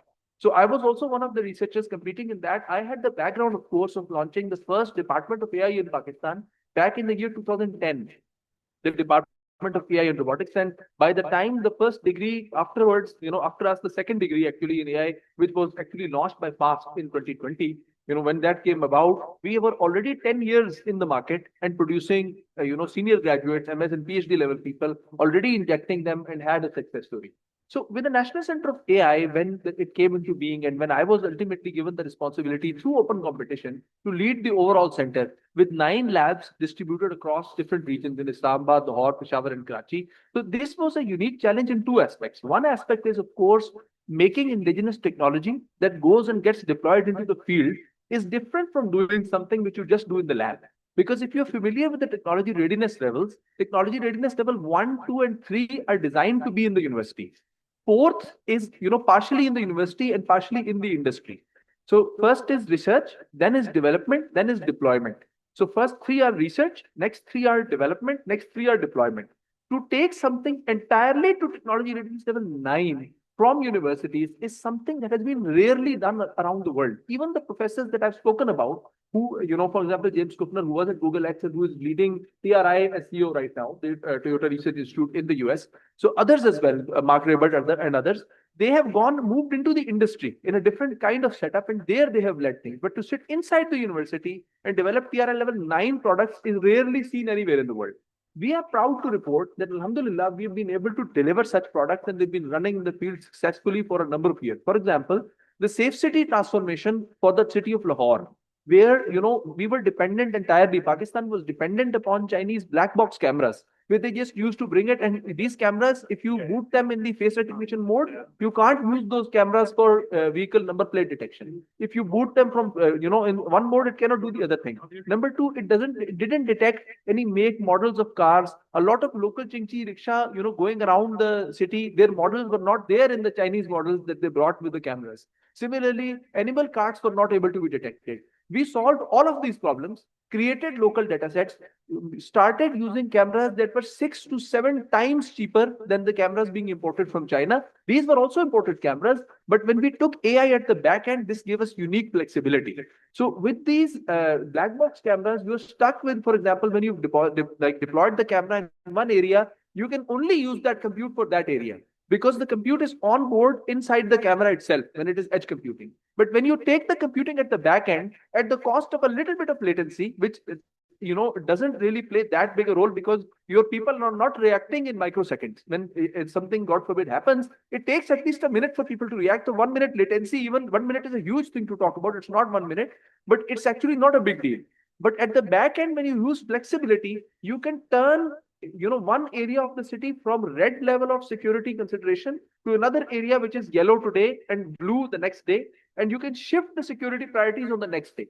This is not systems just described or worked in the lab. This is something that has been practically running in the field across 10,000 cameras in the city of Lahore, in the city of Kasur, in the city of Kalashakaku, developed from scratch by our team, right? And number 2, the second thing that actually, then we did another 102 cameras for the city of Mardan, actually. And this is actually security. I can keep going on and on. There are other projects we are doing, and this is one domain. Then another domain we work with is directly with the Pakistan Army. Because, these days, especially for training in, for example, counter-terrorism scenarios, new simulators are being introduced in the world, which have adversarial AI again fighting against you in virtual reality context, right? And they were Pakistan Army was looking to buy a solution which was a 400 square meter area in which you deploy a motion capture system, and inside this you have 8 to 10 to 12 soldiers who are moving around, and they're seeing fictitious walls. For example, it's a fictitiously generated area where there are walls. There are terrorists attacking you and you defend yourself. So this kind of thing, or you're conducting an intelligence-based operation. So we developed a whole unique system in Pakistan, which is of a very different level. Number one, this system has not fictitious maps, but real maps of active areas of interest right now, based on satellite data and drone footage, where we have actually wherever there is a small hill in the real field, there is a hill in the simulation. And there, for example, when you work in an area which is not 400 square meter, Army wanted that we want to work in a kilometer by kilometer area. So across a kilometer by kilometer, there is no testing around the world for this kind of motion capture systems. So we proceeded with another entirely, new from the scratch idea, that we invented vertical treadmills, in which this is the world's first design. There are people working on it with, Disney and others, who are working on systems where you can walk in place, right? But these systems don't allow you to lie down, to crawl, to crouch, which are basic military maneuvers that you have to undertake for this kind of thing. So this system, after 20 iterations, 20 different prototypes that we formed and we were rigorously tested by the Army in the industry, it was finally inducted, and it is now deployed in the National Center for Counterterrorism in Pappi, near Jhelum, right? And the system has already been, seen by the Chief of General Staff as well. And it is, let me tell you some of the specs numbers. I can go on about the innovation. First, it is a global state of the art, because no one has this big a region in this kind of simulation with adversarial AI fighting against you for a kilometer by kilometer, and theoretically extendable to any distance that you want. You want to do 5 kilometers, you can. You have air support in it. You've got variation in weather in it, right? You can do IBO, you can do ambush, anti-ambush, you can do multiple types. You can do human versus human, you can do human versus AI. It's all domestically made here, only 300 times cheaper than the international solution that Pakistan Army was looking at previously. And there are many others. Coming to exports that you talked about, because I don't want to take all the time just by myself. So there are more than 200 products that we've developed. Around 12, 13 of them are majorly deployed with major success, in the field. Others, around 50 odd applications are coming up with at different stages of the technology readiness level. So another one which we've exported to Japan at cost, this is for a medical use case, in which what it does is that it tests your biomechanics and the movements, based upon, for example, when the elderly people come for a test, for example, that their muscles are working appropriately or not. So it conducts the whole test, which used to take 4 hours for a Japanese hospital to do. This does the test in 1 hour with AI taking all the readings, integrating them into one app and generating the entire report after that. It makes the whole process easier for the elderly person, also for the medical practitioner and others as well, and many other applications we have. This has been exported at cost to the Japanese, 5 hospitals through their Juntendo University, which is their oldest medical school. They have liked it so much that it's been covered by NHK, and it has also resulted in 4 more projects coming to us from the same group, right? So inshallah, Pakistan is not far behind from others in terms of talent of AI that we produce. When it comes to infrastructure provisions that we have in Pakistan, of course, it's another story. But that's a challenge we find in our own fight in our own unique way, and we will talk about this later during the discussion. Dr. we have great synergies, I must say. AVM Asad Ikram Sahab has been discussing with you a collaboration. After Comstech, our next stop definitely is NCI, and we want to sign up you, not just for an MOU, but for a real collaboration in terms of talent development, because this is what we as Citadel are doing, and we want to build an innovation ecosystem. And that ecosystem means that we need to build partnerships across industry, across academia, across government. And we're really super inspired what you're doing at NCI. Thank you very much. And moving to Dr. Nudrat. Doctor, you represent academia and you work with industry as well. Your take on how AI is transforming the work right now, or the future of work, as we say. Your take, please. I'm very positive about the growth of AI in Pakistan, but we have to move forward and look towards the future. So current talent of AI is very potential, and it is overcoming all the requirement of Pakistan, but we have to produce more leaders. who are smart enough to know about AI and also the cybersecurity aspect of it. They also know how to protect their data, how to govern their data, how to manage and standardize the data. Now, you are in the age of agentic AI, where AI has the capability to autonomously do things, and it has the capability to produce data as well. So, in current time, we have to make procedures to how to know that this data is being generated by artificial intelligence and this data is being generated by real humans. So we have to make the data that is generated by the machine equivalent to human level capability. Then only that data can be used by artificial algorithms and models. Secondly, we have to make benchmark for the models and weights of the model that need to be shared across all the OIC countries and internationally.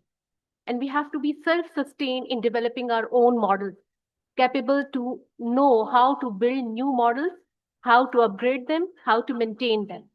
And our leaders should be smart enough to have the decision capability in themselves, rather to think about only the vendors to bring product to the government sector.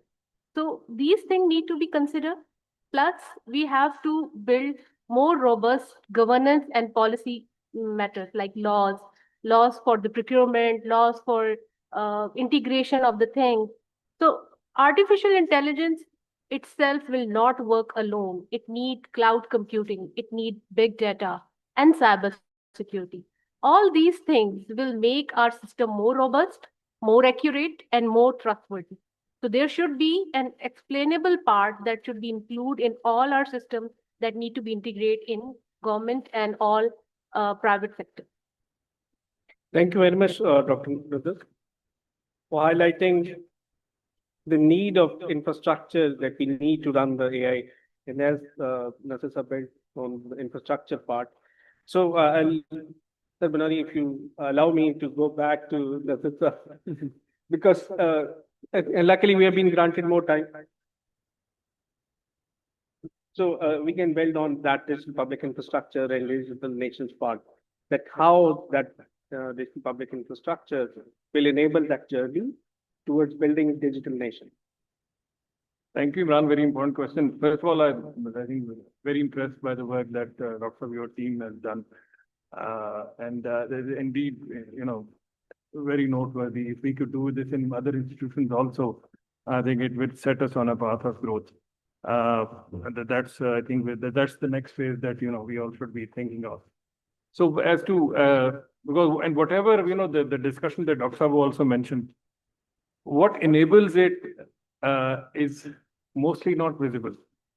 Imran said digital public infrastructure. So when we think of digital infrastructure, digital public infrastructure and digital infrastructure are two slightly different things. Digital infrastructure is, for example, fiber optics, that enables your broadband trunk capability, let's say from north to south. When we're talking about digital corridors from Pakistan to Central Asia, this is a project that we are working on. But we have to have a trunk in Pakistan that can connect to something in Central Asia through Tajikistan and maybe other routes through China maybe. So that's one part. And then we are also talking about 5G. 5G will also be enabled if we have a good backhaul, which is going to be provided by the fiber optic. So that's the kind of project that ADB, for example, is in, and we finance those projects, which are not visible, but they are very critical. And beyond these some of these very, very smart applications on AI, I think there is an application of AI in agriculture. There is an application of AI in transport sectors. There is an application of AI in manufacturing. It enables connectivity. It brings people into the stream so that we have products and services that can be delivered. We have digital banks, but we do not have products that can be delivered to people because we don't have connectivity. Women labor force participation is 18% only, which is one of the lowest in the world. So unless we engage women and into the labor workforce, and digital is one great opportunity. Imagine the spike in GDP that can be had. I was looking at this index, it's called Digital Evolution Index. It was a while ago I presented this paper at some place. Then I sort of compared it with women labor force participation. You will notice that it's an exact parallel. a society which was more digitally evolved had more labor force participation from women. Very simple, very, very simple. So higher GDP, higher participation of women in that. So, and then there is another kind of infrastructure that I think students would probably relate to. Everybody who has gone to HEC, for example, or to Ministry of Foreign Affairs, or for online visas, this is something, 10 किस्म की attestation है, verification. Why do we need that? It's terrible. It's a terrible thing that we do to our people. And technology exists which can enable it. So the only thing we need to do, and that's the part which is called digital public infrastructure, is the identity system of all citizens, which can help us deliver services, which can help us deliver credit or loans to people, which can also help us identify people. You can walk into a bank and not carry anything in your hand. Na copy, na koi photocopy, na NIC, kuch nahi, aur aapka bank account khul jaye. So same thing on your verifications also. So even the Indians have implemented this credentializing infrastructure. It's called DigiLocker, where all your credentials are online saved. If somebody wants to verify this, the permission comes to you. आप अपने phone पे okay करें, and then the person can see that you don't need to carry, don't need to certify attested documents and so on. So this is called digital public infrastructure, the custodian of which is NADRA. And this has to go to the next level. World Bank is doing a part and ADB will be doing that part. So digital infrastructure दो तरह का होता है. So we will finance, ADB does that. And the question I think there was that whether, what is the difference between a project and a national asset? Yes. So the project is a project, is a standalone एक project हो सकता है. This conference is a project. But when you're talking about creating a national asset, it's a multi-programmatic shift. It happens over a longer period of time. A longer commitment to policy and implementation is needed. NUST, for example, as an organization, is an institution, is an asset, which has been created over a period of time. But some of the projects that Dr. Saab has mentioned are projects. But an asset is an asset. So financing institution, a fund of funds, for example, is an asset. A sovereign wealth fund is an asset. It takes a longer period of time to create an asset. National fiber, end to end in the entire country from sea to the mountains will be an asset, which is what ADB does. We bring all that knowledge, information, expertise, advisory to create that kind of an asset which can enable connectivity, which can enable people to do marvelous and very splendid projects, as Dr. Saab has mentioned. So I'll stop here. This is very important work, Nasir. Most of it is not visible yet, but as you said, that enables the visible part. It does. Because we being the citizens engage with the government organizations for different services, but these services will only get enabled if the backhaul is there in the digital invisible infrastructure is over there. And that's doing a tremendous job in building that infrastructure, which enables the government. Yeah, just to also, if I may mention, I think government sector, jo hai na, including, of course, the good work that your team is doing, it rarely gets acknowledged. So what we are planning is a public sector digital transformation awards, which will be it's a red carpet event, will be done on 7th of April in Serena. And right now we are getting nominations from all government departments wherever something has been done, because you need to create champions who can take this discussion forward. So, and hopefully we'll do it every year, and Allied Bank is a lead partner on this with us. So thank you. I just wanted to mention that. Yeah, that's a good initiative. So I would like to now engage Sir Banori. You bring that strategic perspective into emerging technologies and AI. So we would like to hear that strategic perspective. Sir. Thank you. Let me deal with this in a different way. I'm trying to pull the threads of what the discussion that has taken place, and one of the sides which is relatively less mentioned is the user's lens, and that is what I want to bring you to. But I'm a storyteller, so let me start with a story. When the F-16 was designed, there was this notion that said, apologies to the engineers, the F-16 wasn't designed by an engineer, it was designed by a philosopher. And some ideas about it are what we today know as leading to artificial intelligence. For example, a fast jet points at a target and shoots a missile. but in case it is already in combat, it doesn't have the speed to pick up its nose and point at the target. The philosopher actually said, "What do you need? I need the capability for my radar to look up and lock it," and that's what F-16 provided. So those were the onset of those ideas, which, in my view, as a practitioner, led to more sophisticated artificial intelligence. I remember, Yasser, having heard from you about the software that was used for Stampede during Hajj, and which was a Pakistani software. So those ideas have existed. So, you know, one of my notions has always been how to reduce the gap between science and policy. And what do I need as a user are four things. I need simplicity. I should know how to use it without much technical help. I should have the security because the system should remain secure. My bank accounts are not going public, and so on and so forth. And then I need my privacy along with that security. And you throw in the notion of, is this all ethical or not? So what I'm really saying is, while we go into development of infrastructures, unless we have a notion of system thinking developed at every stage, you know, it will try to fail us wherever. So those are those ideas that bring us to reduce the gap between science and policy by perhaps looking at the human factor. Humans are liable to folly. So how does the technology prevent it? Where do those soft skills come in? How do we remain ethical when the temptations are much larger? So what do you all do? And if it wasn't all enough, you throw in the generational behavior in various ways. And several young entrepreneurs are from generations that the boomers like me do not even gel with. How do we talk to each other? How do we understand? And I love to refer to this book done by a boomer professor which said Generation Y as in Q.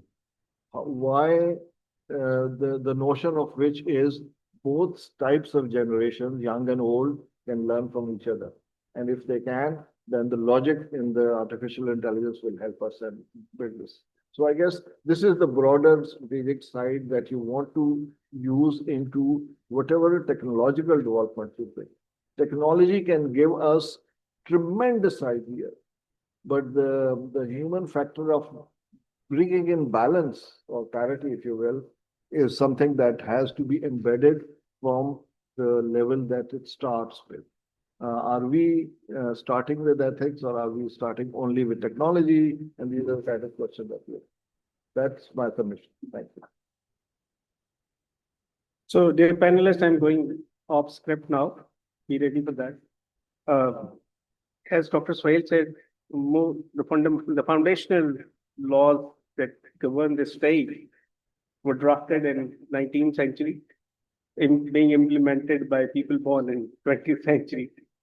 And majority of the users of those laws now are people born in 21st century.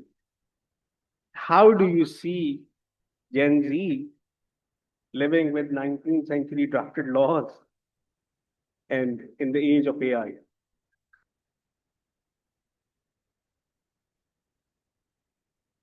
All of you. Yes, please. So I'll start with something practical because this was anticipated. We all know that, you know, the implementation of things have been changing over the years, for example, and the most important thing is to see how fast things are changing now. For instance, the first and the second industrial revolution both lasted a century each. First, the entire, you know, 1800s, the second through the entire 1900s. And since the, you know, advent of this century, we are already in our third next industrial revolution. We are right now in the fifth industrial revolution, where the, you know, lines between machines and humans are vanishing, and we are actually sharing space, right? You're actually talking to ChatGPT. It's like a partner that assimilates the knowledge that you can give to it, and it can give something back to you. And it's not just in the domain of information exchange, but also in practical domain where actually you're applying things in the field. So looking at these requirements with the Institute Planning Development and Special Initiatives, we've been working on an initiative which is the National AI Task Force, right? So in this, we have 12 different segments, and we've been trying to work on this, that how do we upgrade governance? For instance, how do we bring about data-driven governance to Pakistan? How do we bring about what kind of transformation is needed in the agriculture area? What kind of transformation is needed in healthcare and something? And what national level priorities we set? How much investment we put into this to reap what kind of financial benefit? And this is basically backed up by the international data on what kind of investment in which area have led to which kind of developments later, including investments in infrastructure, including investments in collaborations, for instance, right? Where you actually try to partner up with other organizations and, locate in other countries to develop things together. So the thing is that, there is no doubt about this, that systems have to be upgraded. And it's not right to expect that Gen Z will, accept, or not just Gen Z, even like us who are not Gen Z, yeah, but we have seen technology evolving. We are very used to using mobile phones, and also we've upgraded ourselves with a lot of, tech that is around us. It is very reasonable to expect that we should. I'll give you one example. For instance, for the Supreme Court of Pakistan, for the judiciary, we have developed a system in which you, for example, when you enter the narrative about an incident that has happened, right? It can go through series of the cases it has from the past, as well as all the documents of law that are available with us, to give you an expected judgment, details about, for example, what outcome you expect, right, from that judgment, and why this outcome should be there. It gives you entire narrative and discussion. Then it gives you, for example, what other cases relevant are there in which you can refer and you'll find similar judgment. And lastly, what articles of law are relevant, right? So how this fits in with Gen Z? Because, for instance, if you're consulting a lawyer, maybe a lot of people of Gen Z will not be comfortable going to F8 Kacheri and meeting with a lawyer there and giving a narrative and waiting in line. This is not Gen Z style, if I'm not wrong. Yeah. So if you just pick up your phone, you put your information in this, and same as ChatGPT, you can have an answer, what to expect legally. If you phrase your narrative in one way, let me place it more boldly. And then the job of the judge actually, what is the job of the judge remain after that? The job of the judge actually is, first of all, to work on the narrative, to figure out that the narrative should be really accurate. Number two, judges are no longer dependent upon lawyers to bring relevant cases. Judges can now have a tool with which to find this out themselves. But you see, here's the thing, that what is required is the will to input this kind of thing into mainstream. System is there. It has been handed over for free to try, to the Supreme Court of Pakistan, with 11,000 cases of rent and property already done and documented, integrated with a large language model and the chatbot, and everything is built in inside it. It has a complete workflow and everything. But the thing is that, they have even written it that we will encourage people to use locally built systems. But who will come up and give you the first investment, for instance, to scale it to the 70 million cases, right? So some sort of, any company has to come in, the government entity has to come in and fund this, right? So for example, when it comes to NCI's products, naturally, we've built products in practically every domain that we could fathom, right? And then when we've gone into the field, some of the people are, more accepting towards technology, and they fund more research into this, they fund more technology into this, and hence the technology gets deployed into mainstream. So, and a lot of, I can keep giving you examples. Let me give you another example from medical science. I was just this morning, I was giving a lecture to medical doctors about, artificial intelligence. We have a whole training called AIMD just for medical doctors, right? So for the Gen Z medical doctors who are coming in today, right? What kind of things do you need? For one system we have for the medical students. Of course, we have tools for diagnostics. We even have our own DICOM viewers, which are from scratch implemented by our own team. It has all the conventional features and AI features. But let me come to that tool I was talking about. For example, when you put an image into it and you try to get diagnostics from it, and let's say you disagree with it, right? So our generation was maybe, the system is giving this output, I'm giving that output, so that's fine. But Gen Z is not like that.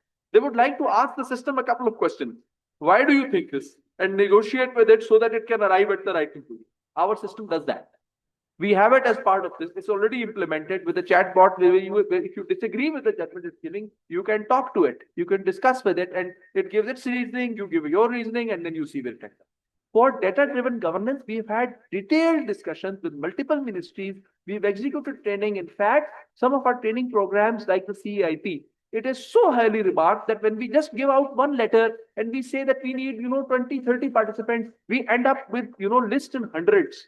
Right? And even though we don't charge small fees like a lot of other initiatives, our fees are in 6 figures. And yet people pay and come. And yet we don't have seats in the classroom to fit in the people. When we do our training, one of our trainings is called AI for Leaders. So this we have done specifically to upgrade the, the leaders in the government. Last time, 4 federal secretaries registered for the training themselves. And they, 2 of them attended, 2 of them got busy somewhere. Many serving generals of the army carry our certificate on their wall because we, through the case studies of having implemented this kind of system, we actually, enable the leadership in how to think in data-driven governance. So this is how we are trying to enable Pakistan for the data-driven governance. And here we have to acknowledge the effort of the Ministry of Planning, Development, Facilitation, especially as a class. I'm not a political guy, not for any reason like that, but they're the ones who thought of this. They're the ones who thought that, hey, let's make this national center. And when the national center came about and we were able to do things, they also deserve credit for that. Last thing before I finish, this session, which I'm talking about right now, and is that we were given a target by the government of Pakistan that Pakistan is a financially starved country. We can't go on investing and investing and investing into developing solutions, no matter how good they look on paper. This has to be self-sustained in one way or the other. So this year, we have transitioned the National Center of Artificial Intelligence from the development funding to completely self-generated income. And I'm not referring to any endowment income coming from our own profits. We have our own entire center sustained. We pay them higher than the government or the SPS salaries. And we're retaining our entire stuff by our own profit generation. And with a lot of guidance from our seniors like Dr. Shoaib. They're welcome. Thank you very much. Thank you very much, sir. Technically, a very sound answer, but still, we're not getting there. We're not really hitting the bullseye. Probably, Sir Gunori will take it more undiplomatically. And Gen Z, 20th century and 19th century laws. Let me live up to my reputation of a story. There was a recent event that we did, and Ram, you remember that, in which we were trying to understand Gen Z as agents of change. And there was a young millennial who came over and he said, everyone tells me that Gen Z needs to be fixed, and you're considering them as agents of change.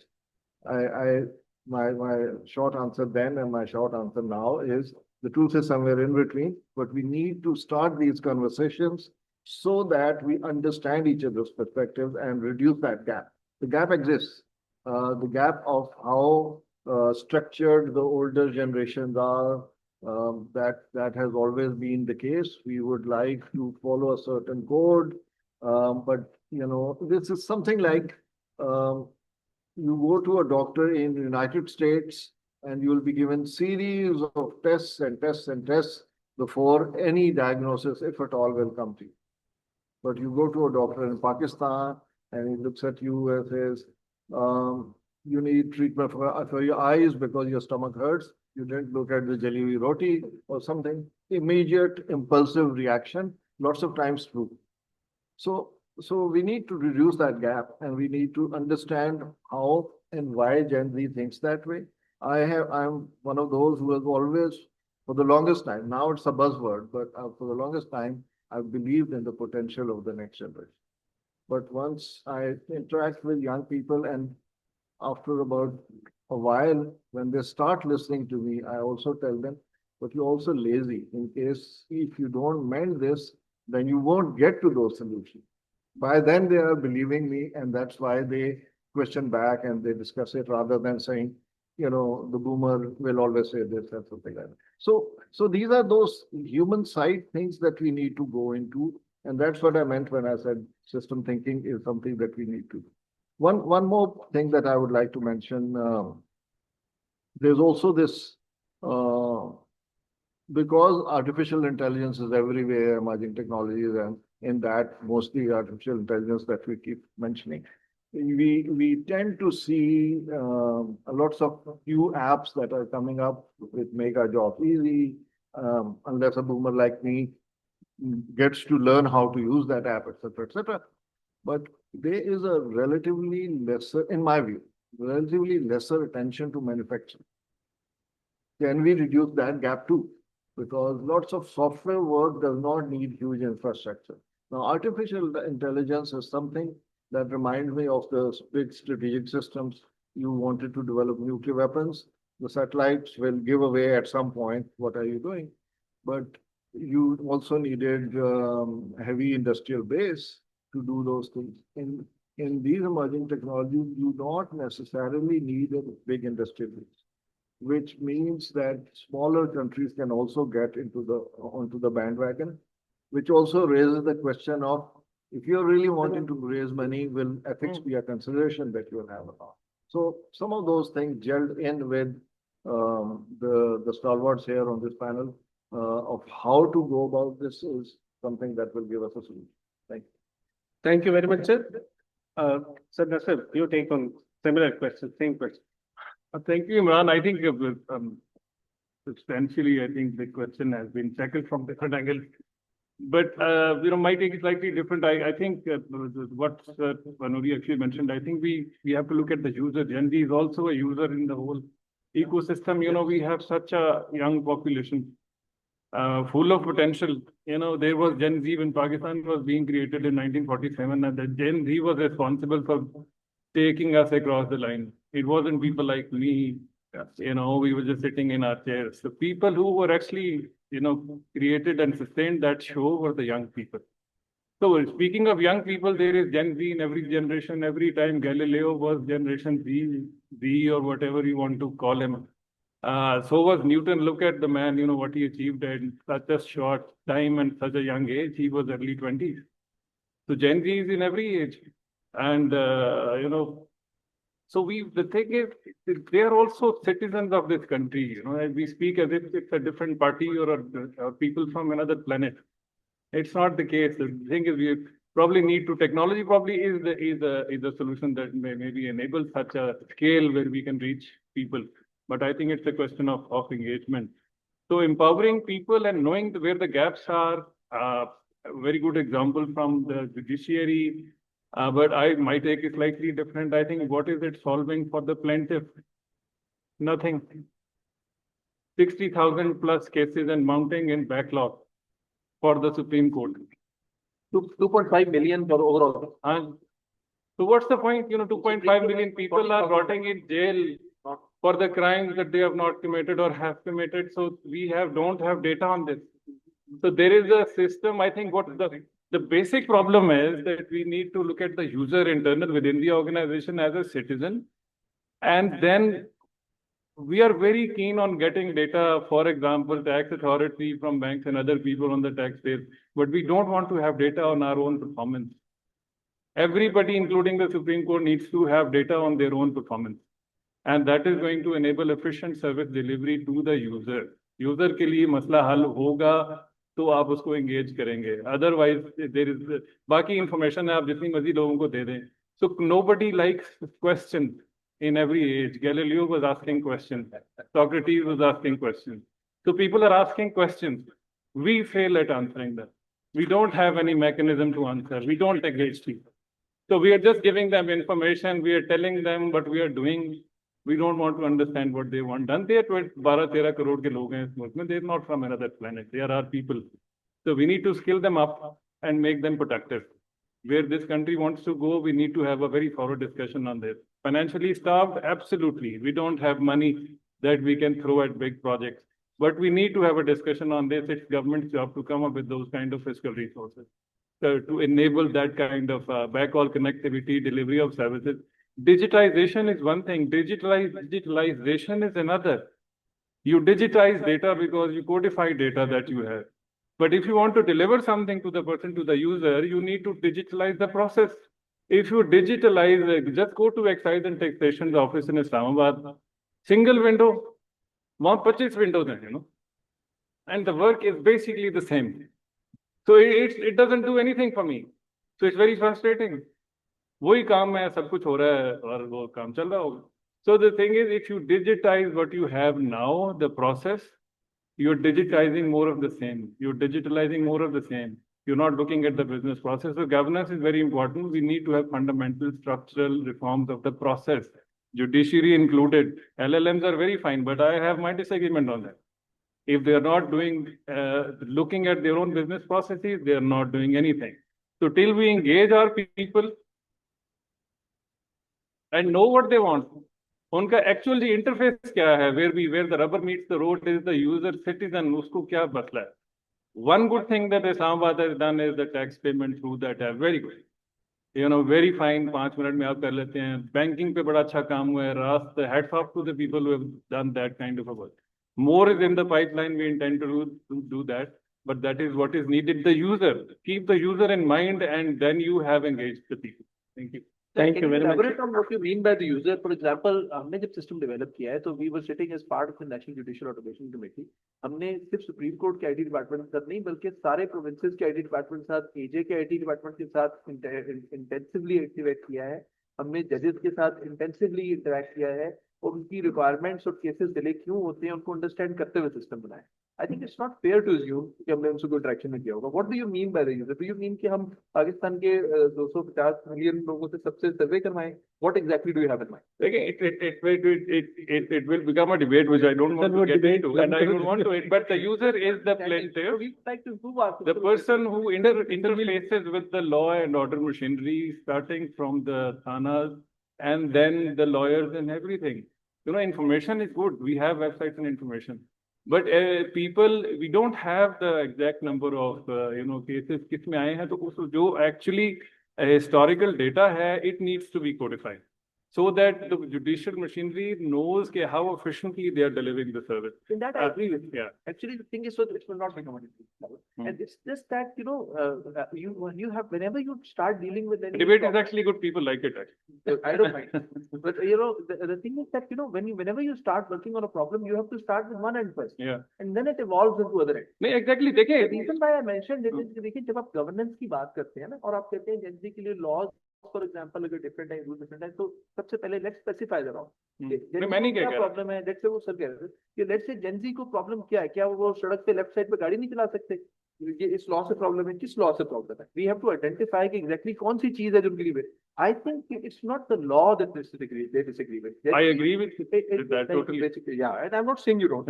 Actually, Gen Z basically are more, I'd say, in agreement with the laws compared to the previous generation. वो ज़्यादा उसके मुताबिक चलते हैं. The difference in their approach or in their SOP or how they want to go about the daily things, and they are more into technology and stuff. Sir, I've been told that we've overrun the time. Speed का issue है सारा. देखें, one comment, and then I think what technology does is, and probably that answers or builds what you just said. I think what technology does is it speeds up the transaction velocity in the system. In the system is not just economy, it is e-government, it is also where you are interacting with any organization that is delivering you the service attestation of degrees से लेके या शनाख्ती card तक. So technology speeds up velocity. Velocity means higher number of transactions. Higher number of transactions in the economy means more GDP. More GDP means happy people. So Gen Z just needs to be engaged. उनको कोई skill दे दें, पढ़ा लिखा दें, मौके पैदा कर दें, वो productive हो जाएं, तो कम time गुजारेंगे Instagram के ऊपर. बस इतनी सी बात. ये क्लैब भी ना वी कॉर्नर से इनिशिएट हुआ था इस वाला फाइनल कमेंट वाला. Thank you very much, esteemed panelists. This is just the beginning of our discussion. We have been doing such panels and topics, discussions on especially Gen Z dialogue, Gen Z and the current older generation dialogue. For last 6 months, we'll build upon this series where we can have dedicated discussion. It was insightful and delightful listening to you all. Thank you very much, esteemed panel. Thank you. Thank you, Mr.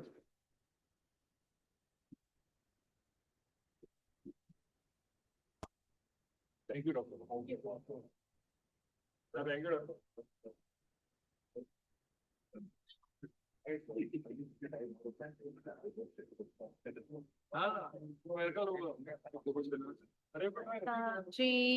Now we have Professor Dr. Usama Rais, and he brings 3 decades of experience connecting technology with international development as senior advisor to Comstech and chair of agripreneurship at AOAD. Professor Dr. Usama Rais works across continents to drive digital and economic transformation.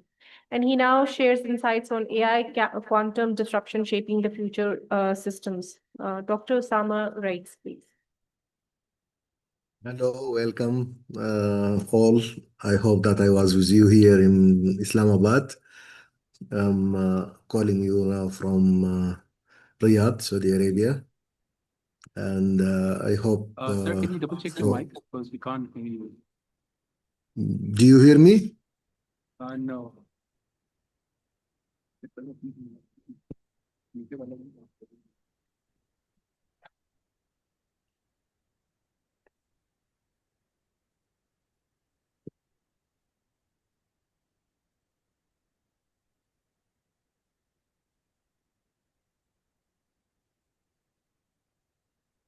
Can you try again, Professor Sama? I think it was Do you hear some me issue. now? Yeah, we hear you now. We hear you now. Thank you. Over to you, sir. Yes, thank you very much. It's nice to be with you online. Next time, I hope to be physically with you and join the group. Can I share now something? Yes, yes, sir. Yes.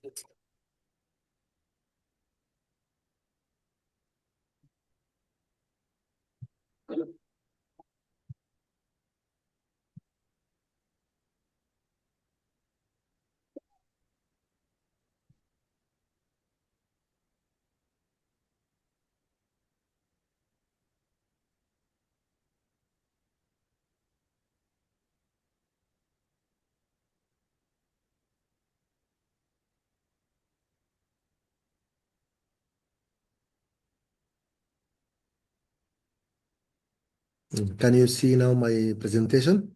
Yes, we can see it now. Okay. I'm trying to go through quickly what I termed AI quantum disruption, and this now is a fact. The quantum intelligence, which is the fusion of quantum computing and artificial intelligence. To start with, the era of AI started last year, where I usually use this slide to show how things are going worldwide. 8.25 billion of world population with urbanization rate 58%, and 70% are using mobiles, 73% are using internet, 68% are using social media, and now 66% of the people are using AI. Either they know it explicitly or implicitly within other applications. So clearly we can see that AI is now almost like social media and the digital transformation. Now we are speaking about the AI transformation. Last year, 2025, AI and quantum were disruptive technologies. Quantum computing, last year it was a year of quantum science and technology by the UNESCO and many places around the world. Quantum information technology is on the cusp of revolutionizing our society. In the coming decades, quantum computers will disrupt a wide range of industries, from finance, pharmaceuticals, clean energy, artificial intelligence, and so on. Just we have noticed in the previous session, the talks about how things are changing in the digital age of finance, and now it is more changing after quantum computing. Merge of quantum computing and AI would let us predict stock markets and the future more precise than whatsoever before. People now are replacing Monte Carlo methods with quantum methods. We can speed up the process and even more accurate. Going to the cryptography, now what have been known previously as secure now is not secure because mainly they were depending on RSA-256, which for normal computers you can crack the cipher within maybe 200-300 years. But now with quantum computers, you can do it within 5-6 minutes. And And this is the new term, which is quantumly secure.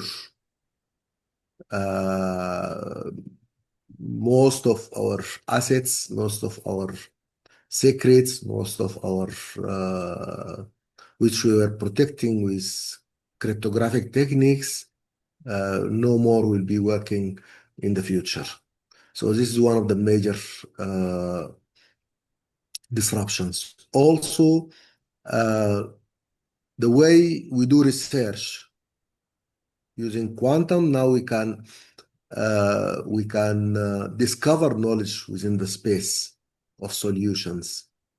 Because at a single time I can inspect and judge about multiple situations at the same time, not sequentially like what have been before, which is consuming a lot of time.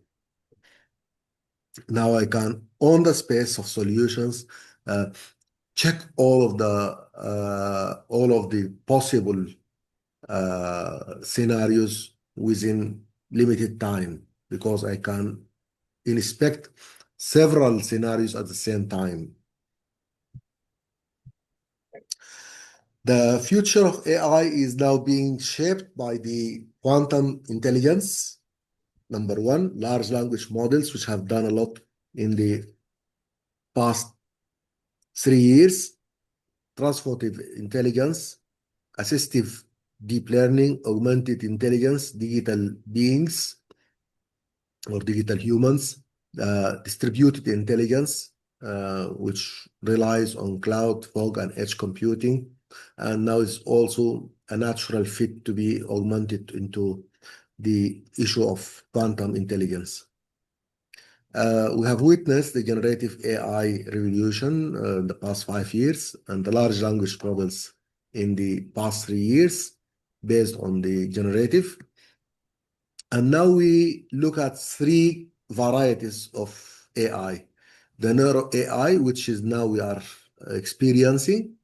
And here it is, the AI is good at certain tasks which it is trained for, rather than being excellent at several issues at the same time, which is the general AI. And the Gen AI or the GAI, which is people are looking for in the coming days, would make things more better using AI than before. The silly responses of the narrow AI would no more be there, because the silly responses are because you are going out of the track where the AI is trained for. But for the Gen AI,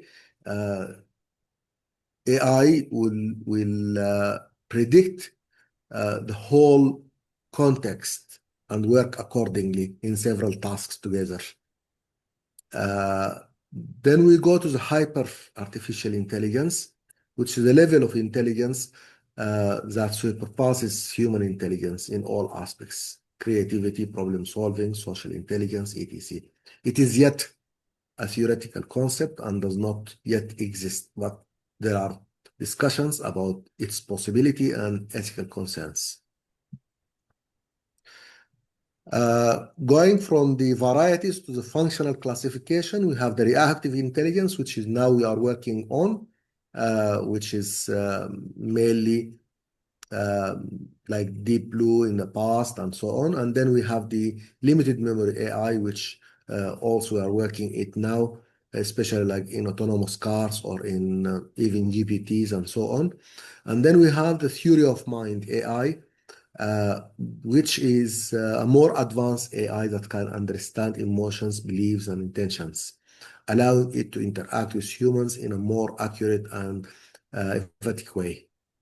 Currently, this type of artificial intelligence is in the stage of research and concepts, and there are limited or promising, let me say, promising successes in that area. Then we have the self-aware AI, where here this is we go to the hyper intelligence, variety. And here the AI is still also in the theoretical area yet. Nothing have been achieved up to now in this area, but it looks in the future. The quantum intelligence is a fusion of quantum computing and artificial intelligence. What is quantum AI? Definition of quantum AI combines quantum computing with artificial intelligence to improve problem-solving capabilities significantly. Instead of the bits in the past, we have now the concept of the qubits. In the past, bits are either 0 or 1, but in the qubits, we have a variety of states, possible states that can be examined at the same time. And the advantage over classical computers, quantum AI has potential to solve complex problems much faster than classical computers due to its unique processing. We have several concepts I will go through quickly because we don't have time. I will go quickly to. We have the qubits, we said, and then we have the concept of superposition, and we have the concept of entanglement. Those three concepts are the building blocks of quantum computing, and quantum algorithms now are replacing classical algorithms, where classical algorithms were based on the von Neumann and the Alan Turing concepts of problem solving using algorithms, where we have the structures, the three structures of sequential and the conditioning and the looping, and then we have our all structures of the logics in that. But that was all good for the previous era of computing, the binary computing or the digital computing. Now we are moving to quantum computing, where bits are replaced by qubits. We have superposition, which allows qubits to exist in multiple states simultaneously, enhancing computational power. At the same time, I can examine several sequences rather than the sequential approach of the past. And the entanglement, where the qubits are linked together, and this enables information to be shared regardless of distance. Distance is now, in its nature, is a question now.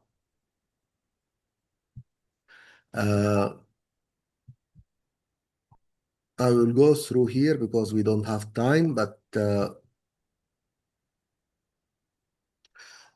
in the area of application of quantum AI, we have quantum machine learning, and we have optimization problems, and we have the quantum AI in healthcare, in cyber security and cryptography, in research in general.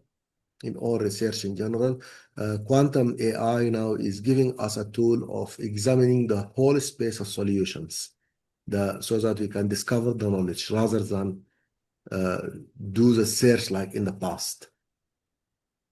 The quantum machine learning AI models trained on quantum computers processing data faster and more efficiently. In the optimization problem, AI-powered quantum algorithms optimize logistics, finance, and manufacturing. In healthcare, faster drug discovery through AI-driven quantum simulation. Here, all the genetic therapies and all the drug discoveries and all this matching of drugs to living cells, metabolisms, and all this is done in a second, rather than the sequential approach of the past.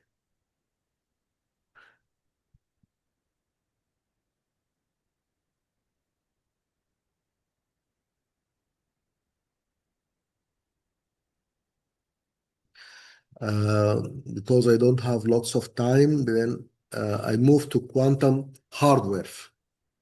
Our gate-based quantum computers are performing better operations on qubits rather than similar computational logic gates.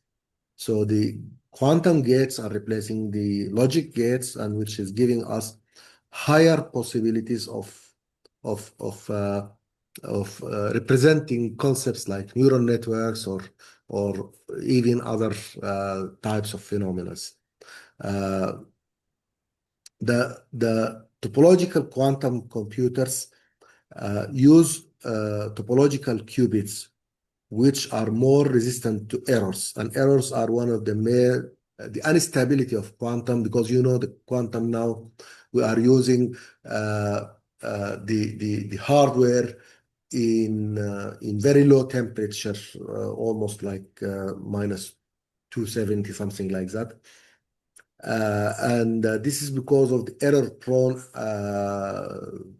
error-prone phenomena of the quantum computing itself. So we need the corrections of errors so that we have the proper computing always. So this we use the topological quantum computers. At the end now we have stable qubits, 1 qubit up to 5 qubit on desktop. I have seen it in China. And then we have the larger ones of 50 qubits and more, which are working on special environments.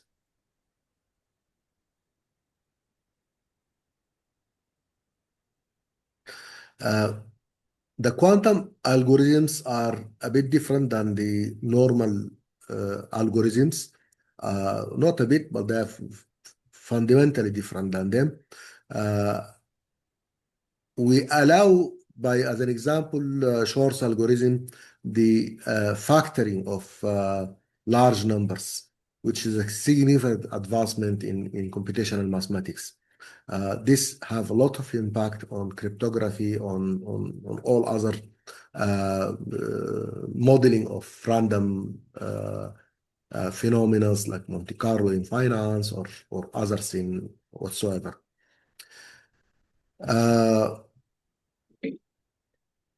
I go to last, just I would like, because my time finished, I would like to conclude with this slide, which is a quantum divide. Like we were speaking about the digital divide, now we'll be having the quantum divide, which I can represent it by this picture, where here we have the quantum world and here we have the classical world, and now we have the quantum divide. So how we bridge this is similar to how we have bridged the digital divide. The quantum divide is just as a digital divide, separated those with internet access from those without. The quantum divide is creating a gap between nations and corporations that own quantum hardware and those who must rent. This could concentrate global economic power in fewer hands. Now USA, Europe, and China, Russia are owning their quantum computers. Do we have in our OIC countries a plan for owning a quantum computer? I think we need to have this as a genuine question, not only owning the hardware, but training our people on that, making the change within, because I am sure in very few time, in maybe 5 years, quantum technology will be affordable. But can we use it? That would be the question. Are we having the necessary human power to use it? Are our algorithms, are our data secure enough for outside? And all these questions are about quantum divide. Thank you very much. I hope that I didn't consume more of them, my time. Thank you, Mr. Osama. We have now the last session on Strategic World Cafe, moderated by a Commodore Farhan Ahmed Saab. And for this, I would like to invite Dr. Shoaib Khan on the stage. Is the National Leader in Engineering Education and Research, Then we have Mr. AVM Asad Ikram Sahab. Please join us on the stage for the panel discussion. Mr. Said Salman Khalid. He's an expert in engineering governance. Mr. Hassan Afzal Sahab, cloud infrastructure leader. Dr. Sonia, she's a pioneer in EdTech. Please join us on the stage. Thank you.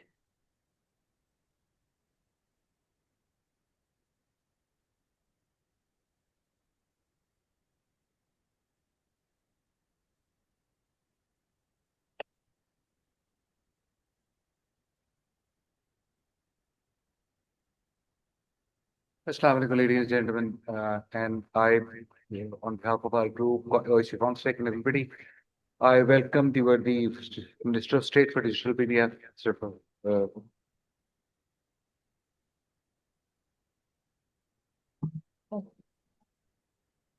We are already running against schedule. So before I would say introducing the topic, the discussion is revolving with theme. Discussion is very simple: how to turn potential or transfer potential to performance, how to convert outsourcing or services sector into building competitive exports and bridging the flows or establishing flow between the cross-border frontiers into from the geographical borders to digital borders. So Shoaib, I begin with you as you have to leave at 14 hours. What changes that you foresee with oncoming technology, particularly the disruption of AI? What changes in the workforce is likely to come in, and how would it impact our present IT industry in the positive way or the adverse way? And what measures that we need to take to harness the advantage of the coming technology and safeguard our own IT industry?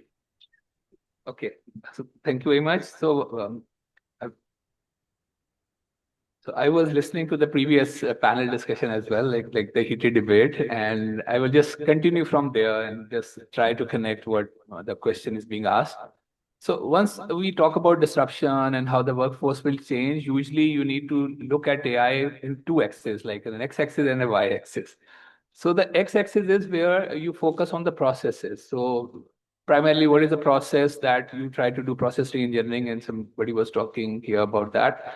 For example, now the code can be automatically generated. So whatever you are doing, instead of 10 people doing that, you can have only 2 people doing it. Now, like calls can be answered by an AI agent. So means instead of having 20 agents, you can only have 1 or 2, which are there just to handle special cases. So a lot of people at this point are focusing on the x-axis, where they're just trying to cut the cost, try to reduce the manpower.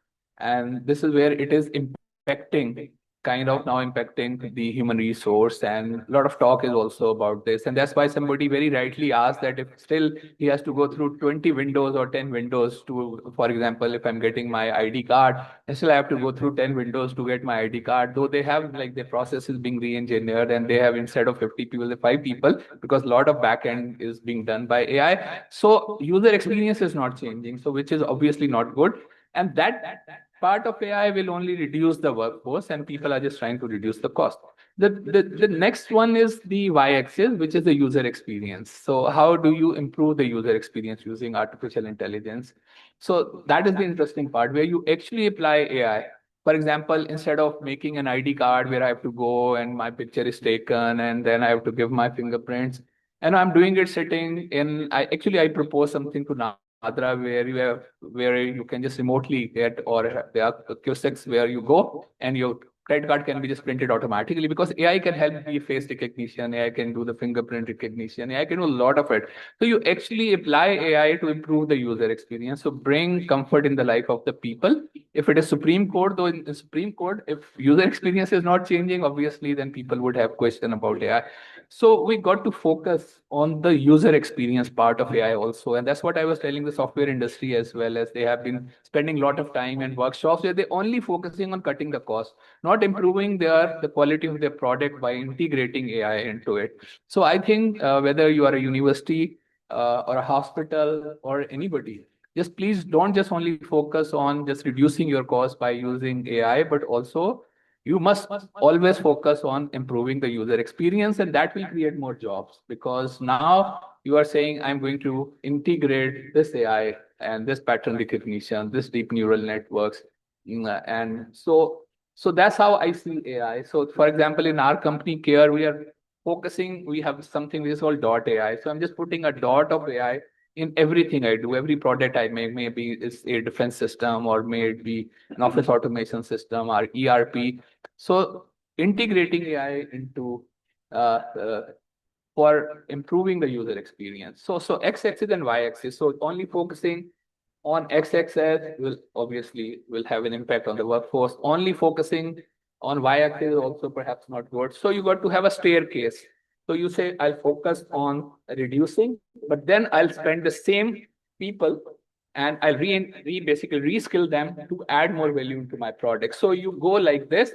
So once you reach there, you have the same number of people, but now the product quality is improved by manifold, and that will help you also to do export, to get more money for the country. So the staircase approach is very important, where though you don't have less skilled people, so you have more skilled people, maybe the same number of people, and they are adding a lot more value, maybe many times more into your products and services that you offer to community and to the world. So this is my perspective. Thank you very much, sir. To the rest of the panelists, I put more question to him in the beginning because he has to leave. I want to extract as much as I can. Sir, if you could specify the right kind of skills that's required for tomorrow, not today. And sir, as it came out in the previous panel, that if we continue to be the user of AI, it actually, like rather definitely going to affect or impact our national security.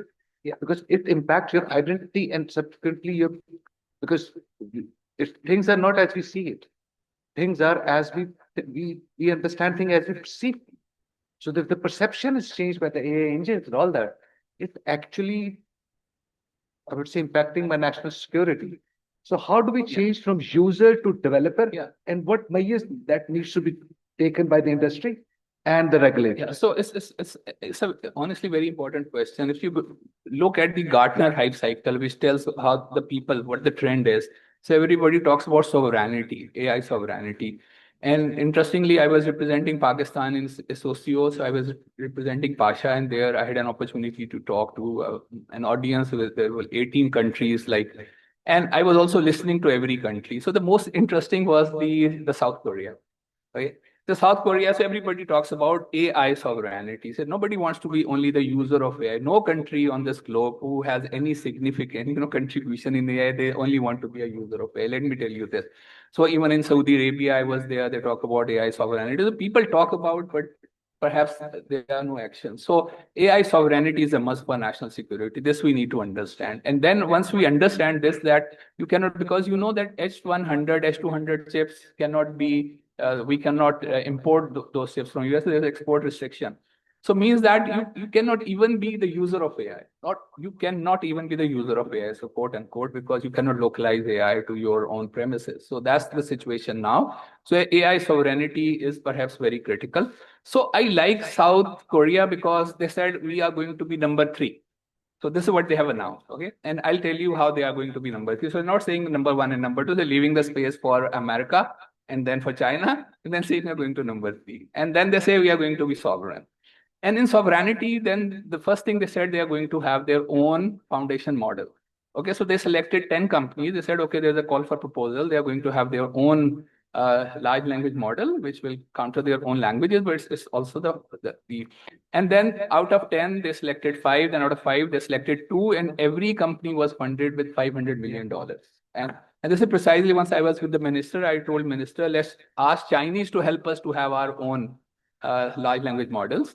So this is first thing that you need to have for AI sovereignty, that you have your own language model of your local languages, so that then you can derive from there many applications. The number 2 thing that they are doing is they are putting a big cluster. Like I was amazed, like they're saying this was 200,000 GPU clusters in South Korea. Okay, so 200,000. So you can imagine, like usually for ChatGPT or others like Llama, you need 20,000 GPUs. So 200,000 means that they must have big plans. So this is the second thing which they talked about once they talked about sovereignty is to have the infrastructure. So focusing on the infrastructure, there are two things. One is the compute, the other one is the language model. The third thing they said was they are going to make their own chip. So this is again very important that instead of just relying on NVIDIA all the time, you've got to have your own chip. So for sovereignty, these are three things. Okay, once we look at Pakistan, so I'll just keep talking about be sovereign. AI sovereignty is very important for a country like Pakistan because they suspect that any time that you think about AI, we are going to use it for defense. Right? So because they think in this term, so they don't let you get even an FPGA card because they think that you're going to use that FPGA card in some defense related product. So we have many challenges. We want AI to be used in elevating poverty or in medicine, in healthcare, in law. But then this is the issue. So what I have started doing like 2 years back, started developing a chip which can do inference. So we're calling this column. And because I believe that for AI sovereignty, the most important thing is that the thing on which AI will run, right? So even if you don't have a large language model of your own, then you can just get a model download, but then you must have an infrastructure which consists of a chip, and that will run a large language model. Maybe it is now running Llama, and then it is running DeepSeek or anything which is in open source. So AI sovereignty. And it has to come from the top, sir. It has to come from the government, from the Prime Minister of Pakistan, that we are going to be a sovereign country in AI. And these are the steps that are essential. But perhaps we are not really focusing on becoming sovereign because we don't understand the potential of AI and how critical and important it is going to be in the coming future.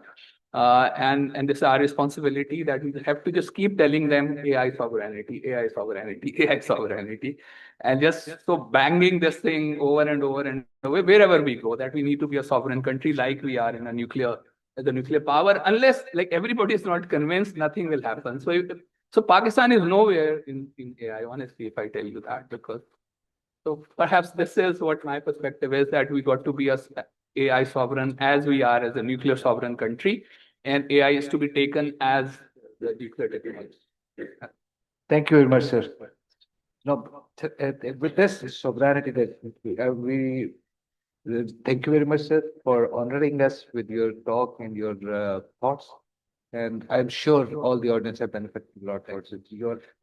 Yes, another. Yes, sir, allow me, because I train कर रहा था इसी पाकिस्तान के जो evaluators हैं computing के program की quality को increase करने के लिए 40 evaluators were waiting for me, so I was just conducting a workshop. I just came running here. So thank you very much for listening. Thank you. Thank you. So now with this, I move on to you, Sarasan. With this sovereign talk, as we continue, there's another thing which has been floated in the national media, and we go on to it's the intermarrying of geopolitics, geotech. There's another term being floated, and there is another things that we keep hearing, especially in the context of geopolitics. Tech nationalism. If we keep that in mind, and it's been phrased alongside the AI development and the latest technology, how do you take tech nationalism as its beginning of another nuclear race or a Cold War, or how does, I would say, if that kind of thing is as per my understanding, has already started, where does it leave country like us, and what paths do we have to follow to free ourselves from this tech nationalism? But actually, you're very right. The race is already on, and it didn't start yesterday. It started years ago. And I think for a very long time, the West was in the lead. It's only when China started creating more patents, that means more technology, that they just realized that they needed to stop them. That's why, they stopped Huawei from coming in, and other Chinese companies also. So, like Dr. Shah said, so, if the Koreans have left the first place to the Americans, and the second to the Chinese, and the third to themselves, so we still have the fourth place to work for. So But then, I mean, we can keep saying it, but then we have to take very credible steps to get there. And it's not going to be easy. Nothing easy is worth working for sure. So in this case also, it's going to be an uphill task, but then we need to understand it's not just about being able to use AI, but it's about being able to develop AI. And when we say that, it's the software part, algorithms, the hardware, the chips that come with it, and then even to be able to integrate all those chips, and then data centers, etc. So what you need at the very beginning is people who understand all aspects of these technologies, all those technology domains. Right now, we might not have enough people. We might have people who can do coding for us, people who might be able to do some level of algorithms, but that's it. We have a very nascent IC design industry here, very nascent. Just a few people, you can count them on the fingers. We need to have more of them. In my personal opinion, being a country of 220 million people, 240, the fifth largest country in the world, we should be able to provide human resource in all these domains for the whole planet. But then how do you do that if you do not have your own data centers, if you're not developing your own chips? How can you do that? So what I'm saying is, it's not just about sovereignty. It's about being able to, get into this global economy, part of that. So what we need is the industry and the academia, powered by policy initiatives of the government. We need to train people in all these domains. We'll have to work in collaboration with other countries that at this point in time, at least there are people in, to come and work in their centers, their data centers, in the labs, and that's how you develop. So I think all these areas, unfortunately, we tend to focus just on the software part. But the sovereignty lies in the hardware. Remember, even there's nothing like soft power. Hard power is what really matters. And if anyone of us has had forgotten that, last year in May, that was displayed happening. I mean, just see what happened after the May incident. People have started respecting us just because we could hit the enemy with hard power. Soft power doesn't get you anywhere really. So I think we have to work in all these domains to get something. So it's not only the AI sovereignty, but it is tech freedom that we are to crave for. So moving towards turning like your work with youth, your work with worked in industry, your work with policymakers. So it's a wide spectrum. So how do you take, I would say, in analyzing the industry today and analyzing the disruption that's coming into especially our chunk of the IT exports that we are doing or making money out of it? What skills and what pathways that you can define for these young law that they should trade in and work on? Thank you so much. First of all, I would like to thank everyone to be here, and everybody is here and they have a lot of work to do at home and so many things in their life, and they're here to listen to us. But I actually, I hardly see youth here, and I always go to the places where the youth is, available. Because the kind of work I do, actually, I'm bringing the international brands on skills and development. I will start with asking a question from all of you. How many of you can drive a car or any vehicle? Raise your hands, please. Wow. And how many of you are having the license of that? So these are the ones getting the jobs. I mean, the other ones are very brilliant. They are doing many things, but this is what I do actually. We are working with different brands coming from international market, AI, Meta. Then we have how to be an entrepreneur. We are working directly with the youth of Pakistan. I am working with the Prime Minister Youth Program initiatives where I'm trying to bring the change in the country, which is actually, happening. I will give you one example. Varanasi school के बारे में किसको पता है? Anyone know? It's in Pindi. So we have a very good, talented teacher there. She's a master's in computer sciences. This is just the one example I'm giving you, and it's for the youth, you know. हम किसी से कम नहीं हैं, but the problem is we don't know pathways क्या है. हमें पता नहीं है कि platform मौजूद है. Government of Pakistan is actually doing a brilliant job right now. Right now, उसके कह रही हूँ किसी पार्टी के साथ तो मैं attached नहीं हूँ. सारी parties मेरी अपनी parties हैं, because we need to work with the student for the student, for the youth, for the females in Pakistan. So at the Pasha, we have the opportunities, we have different domains for the females and the youth, where we are talking about these buzzwords.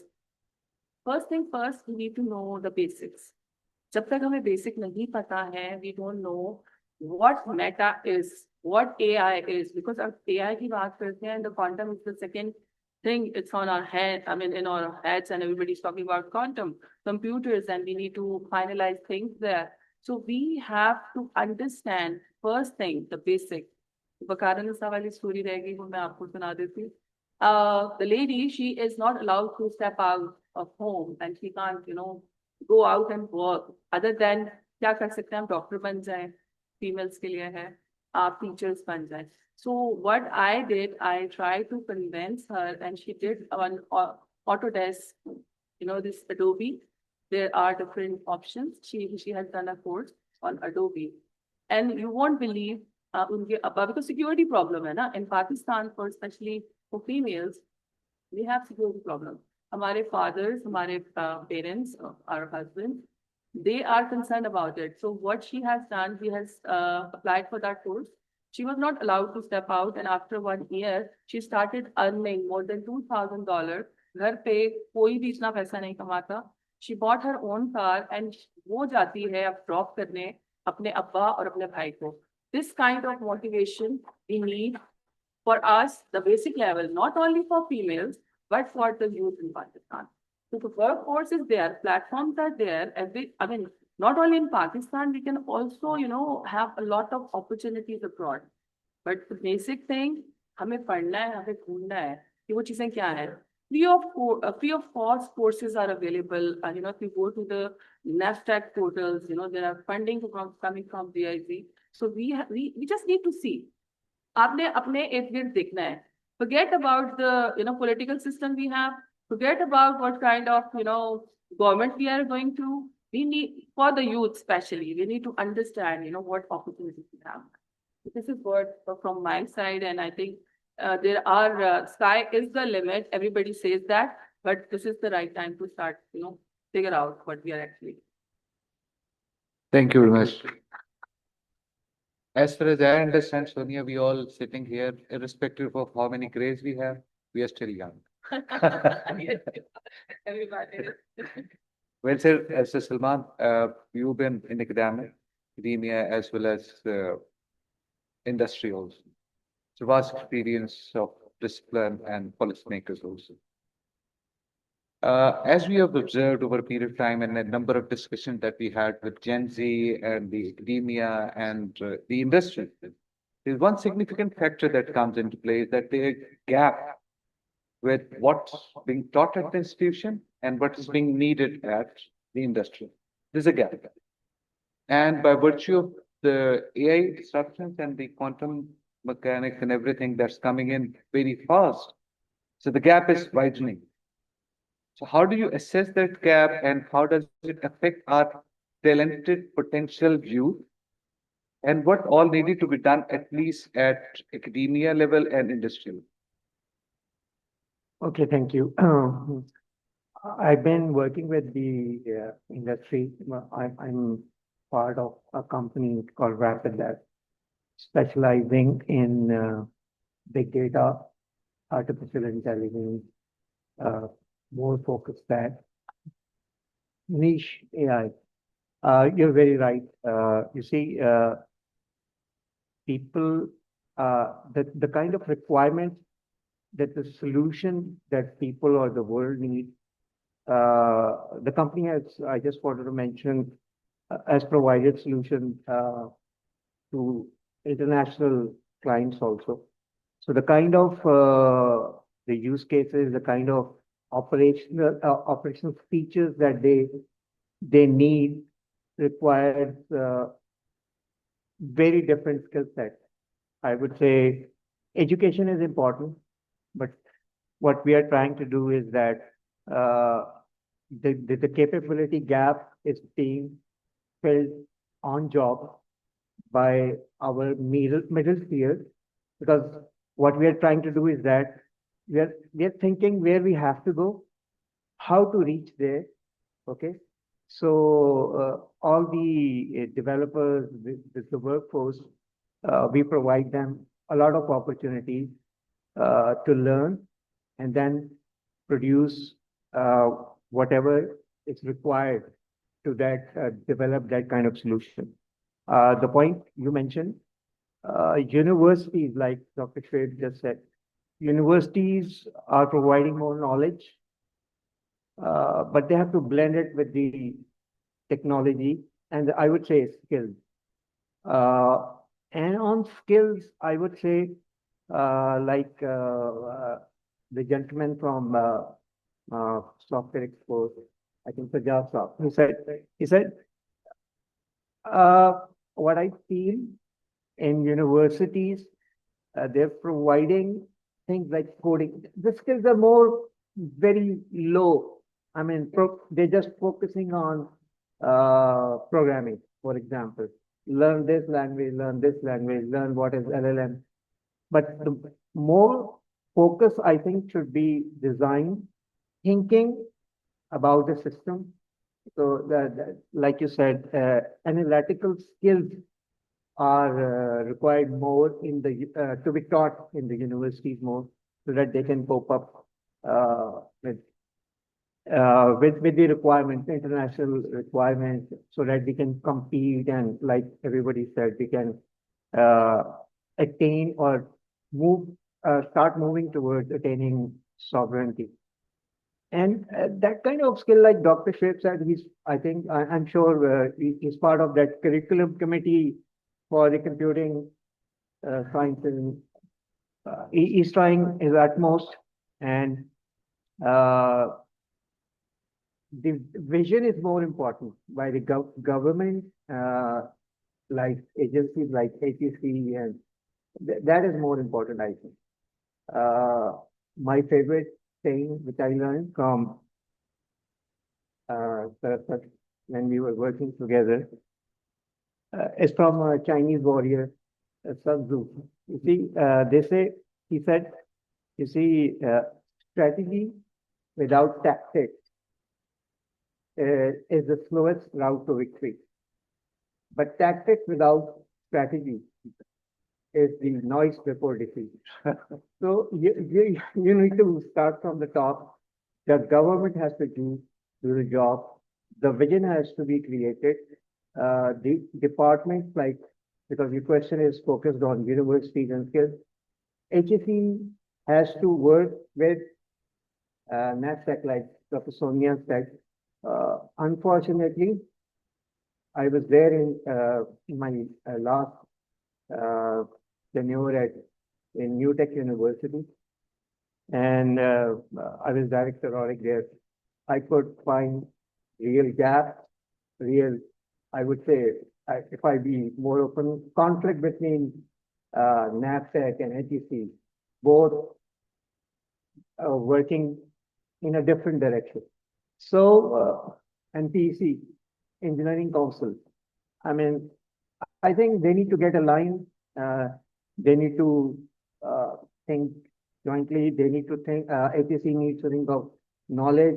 NASDAQ has to work on the scale. This is my take on that. Thank you very much.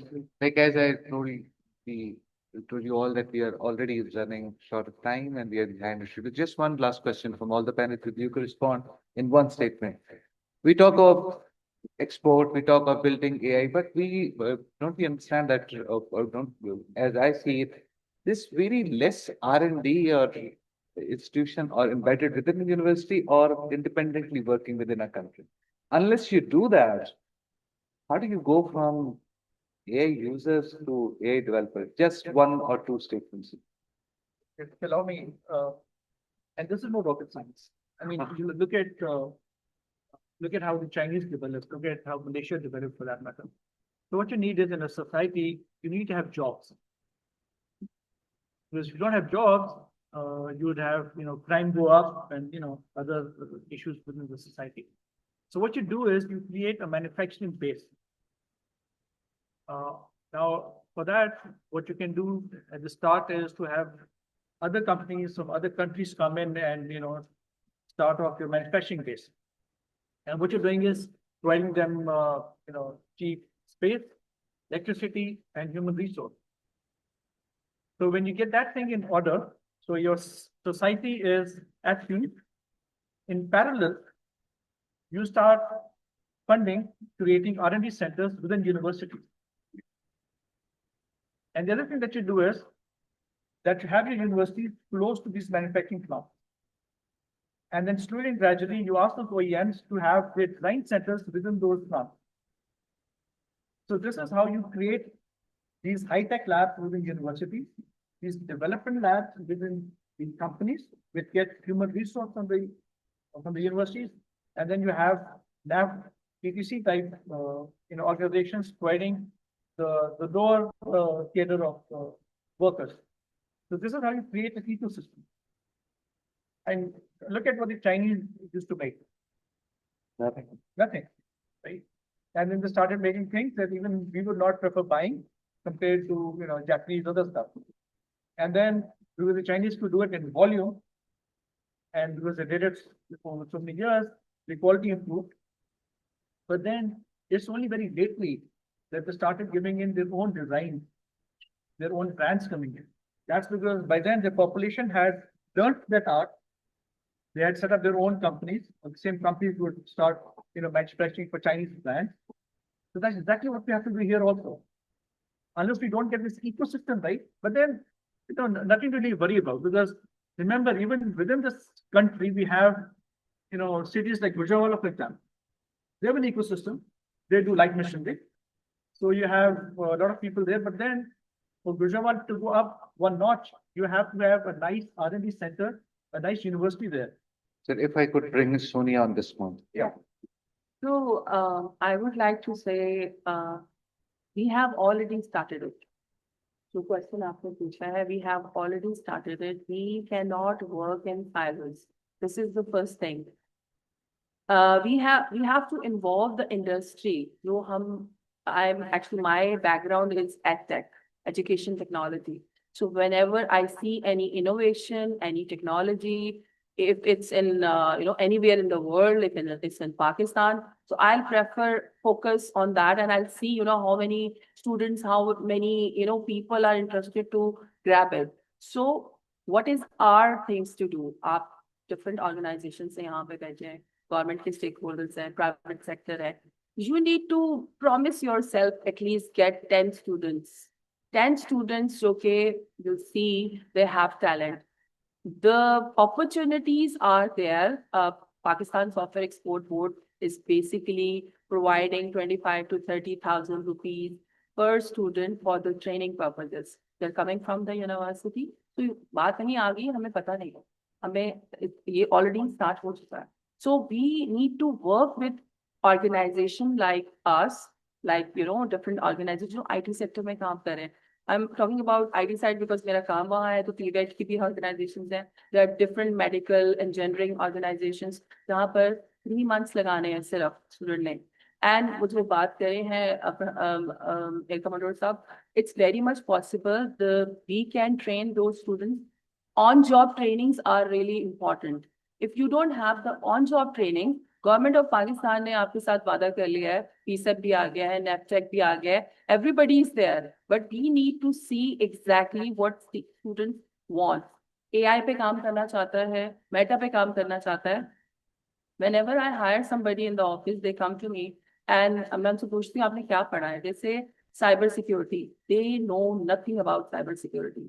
उनके content में, उनके curriculum में, everything is available. Even I'm on different boards at HEC, and I'm going there. Even I'm working with a few people in Iran, Pakistan, with the team of Iran, Pakistan, they have talent, but they don't know the right direction. So on those boards, when I ask the question, how many PhD students we have on cybersecurity? None. Maybe 4, maybe 2, but they are not working in Pakistan. They are working abroad. So how we can, Atul Saab actually said very good. There are few good points he has mentioned where he's telling us that in different countries, like in China, they believe in the practical knowledge. What that is missing in Pakistani one. So government, IT companies, they need to work together hand in hand if they want to do something, if they want to, bring the future pride of the youth in Pakistan. Thank you, sir. Thank you, sir. Sir, last few sentences. A very short comment. I would just like to highlight a gap.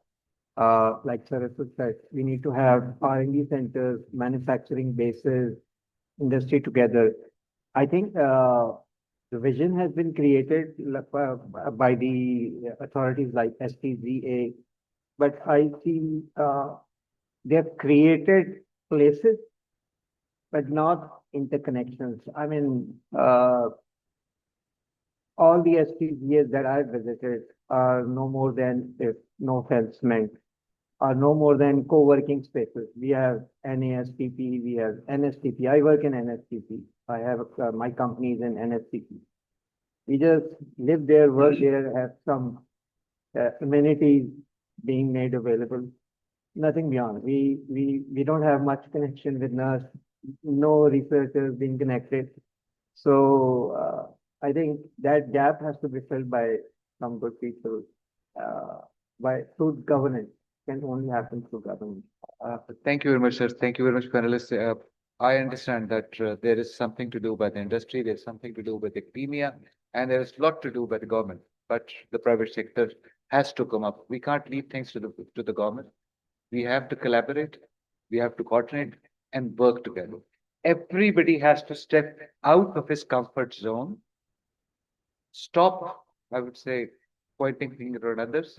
Let's open our hands, collaborate with each other, coordinate with each other, and move forward as an integrated force. With this, I would like to request the worthy State Minister, sir, to enlighten us with your words, and just one word for him. He's one of us. He's not a typical regulator at the top. He's one of us, part of industry, and is working as such to help us all. Thank you, sir.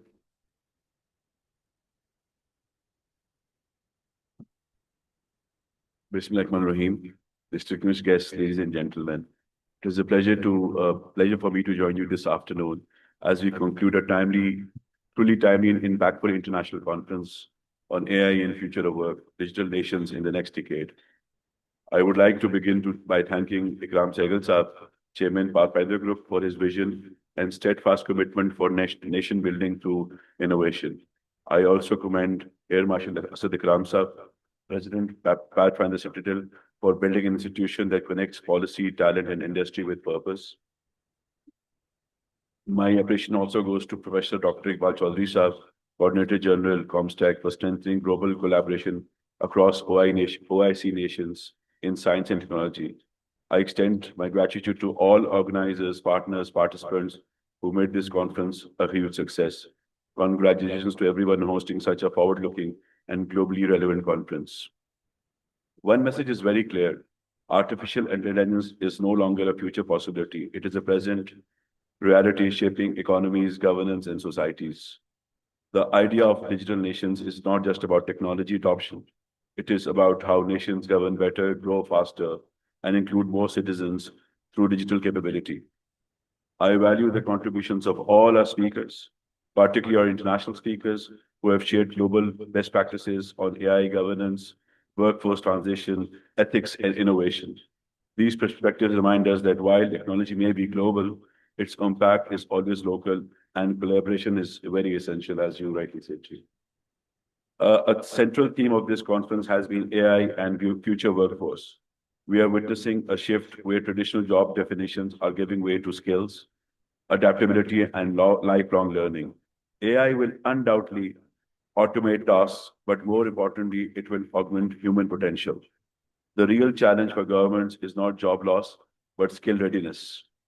For Pakistan, this presents a huge historic opportunity.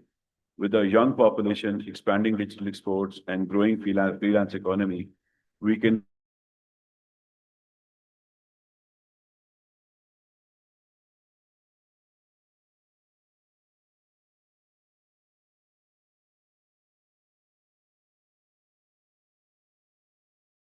AI-driven governance and digital media ecosystems. AI can help governments communicate more effectively, design better policies, and counter misinformation, while upholding transparency, ethics, and public trust. The conference has also highlighted Pakistan's strategic scope in such areas such as digital public infrastructure, indigenous AI capability, fintech innovation, and export-led digital growth. These are not isolated initiatives. They are building blocks of a competitive digital nation.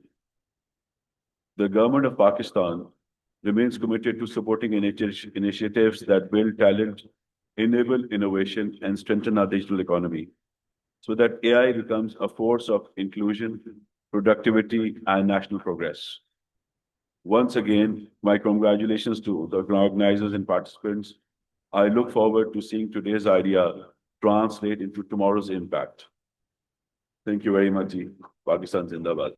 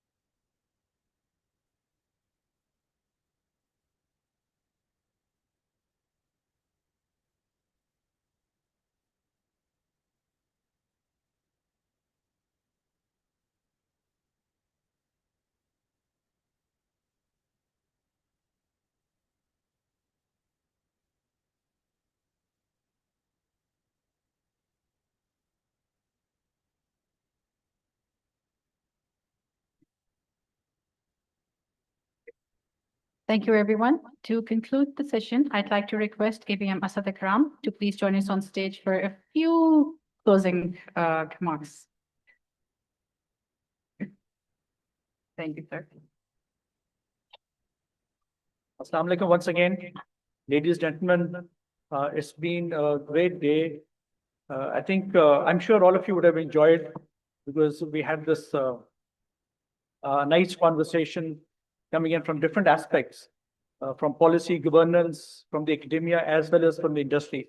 That's exactly what we wanted to do, to set this debate going, to be able to have people talk to each other, understand different perspectives, and then prepare ourselves. It's not just about coming together and discussing something that we Pakistanis love to do, but actually going beyond that, to be able to plan for the future. Because different people said today, tomorrow is going to look differently, and all of us know that. We don't need someone to tell us that. But then, like Jim and Pasha said, let's not try to predict the future. Let's build it together. I think that's a very strong message. And all of us together have that ability and that capability of doing. But then, one thing I want to say is that the future is going to be more interdisciplinary. So people who can think in different aspects, bring in different domains of knowledge, can build solutions. So the core technology always lies right at the bottom. As you go up, you have different technologies merging together and being, working together as a system. So we have to work on a system of systems approach, bigger things on the top, people who understand different domains of society coming together, creating the opportunities, the requirements, and then down where the scientists really can give you the technology. So with that, I'd like to thank all the participants, all the guests, especially the speakers, Dr. Yasser, and everyone else. Thank you very much. Sam. Yeah, and of course, the most important part, the lunch is served. Thank you.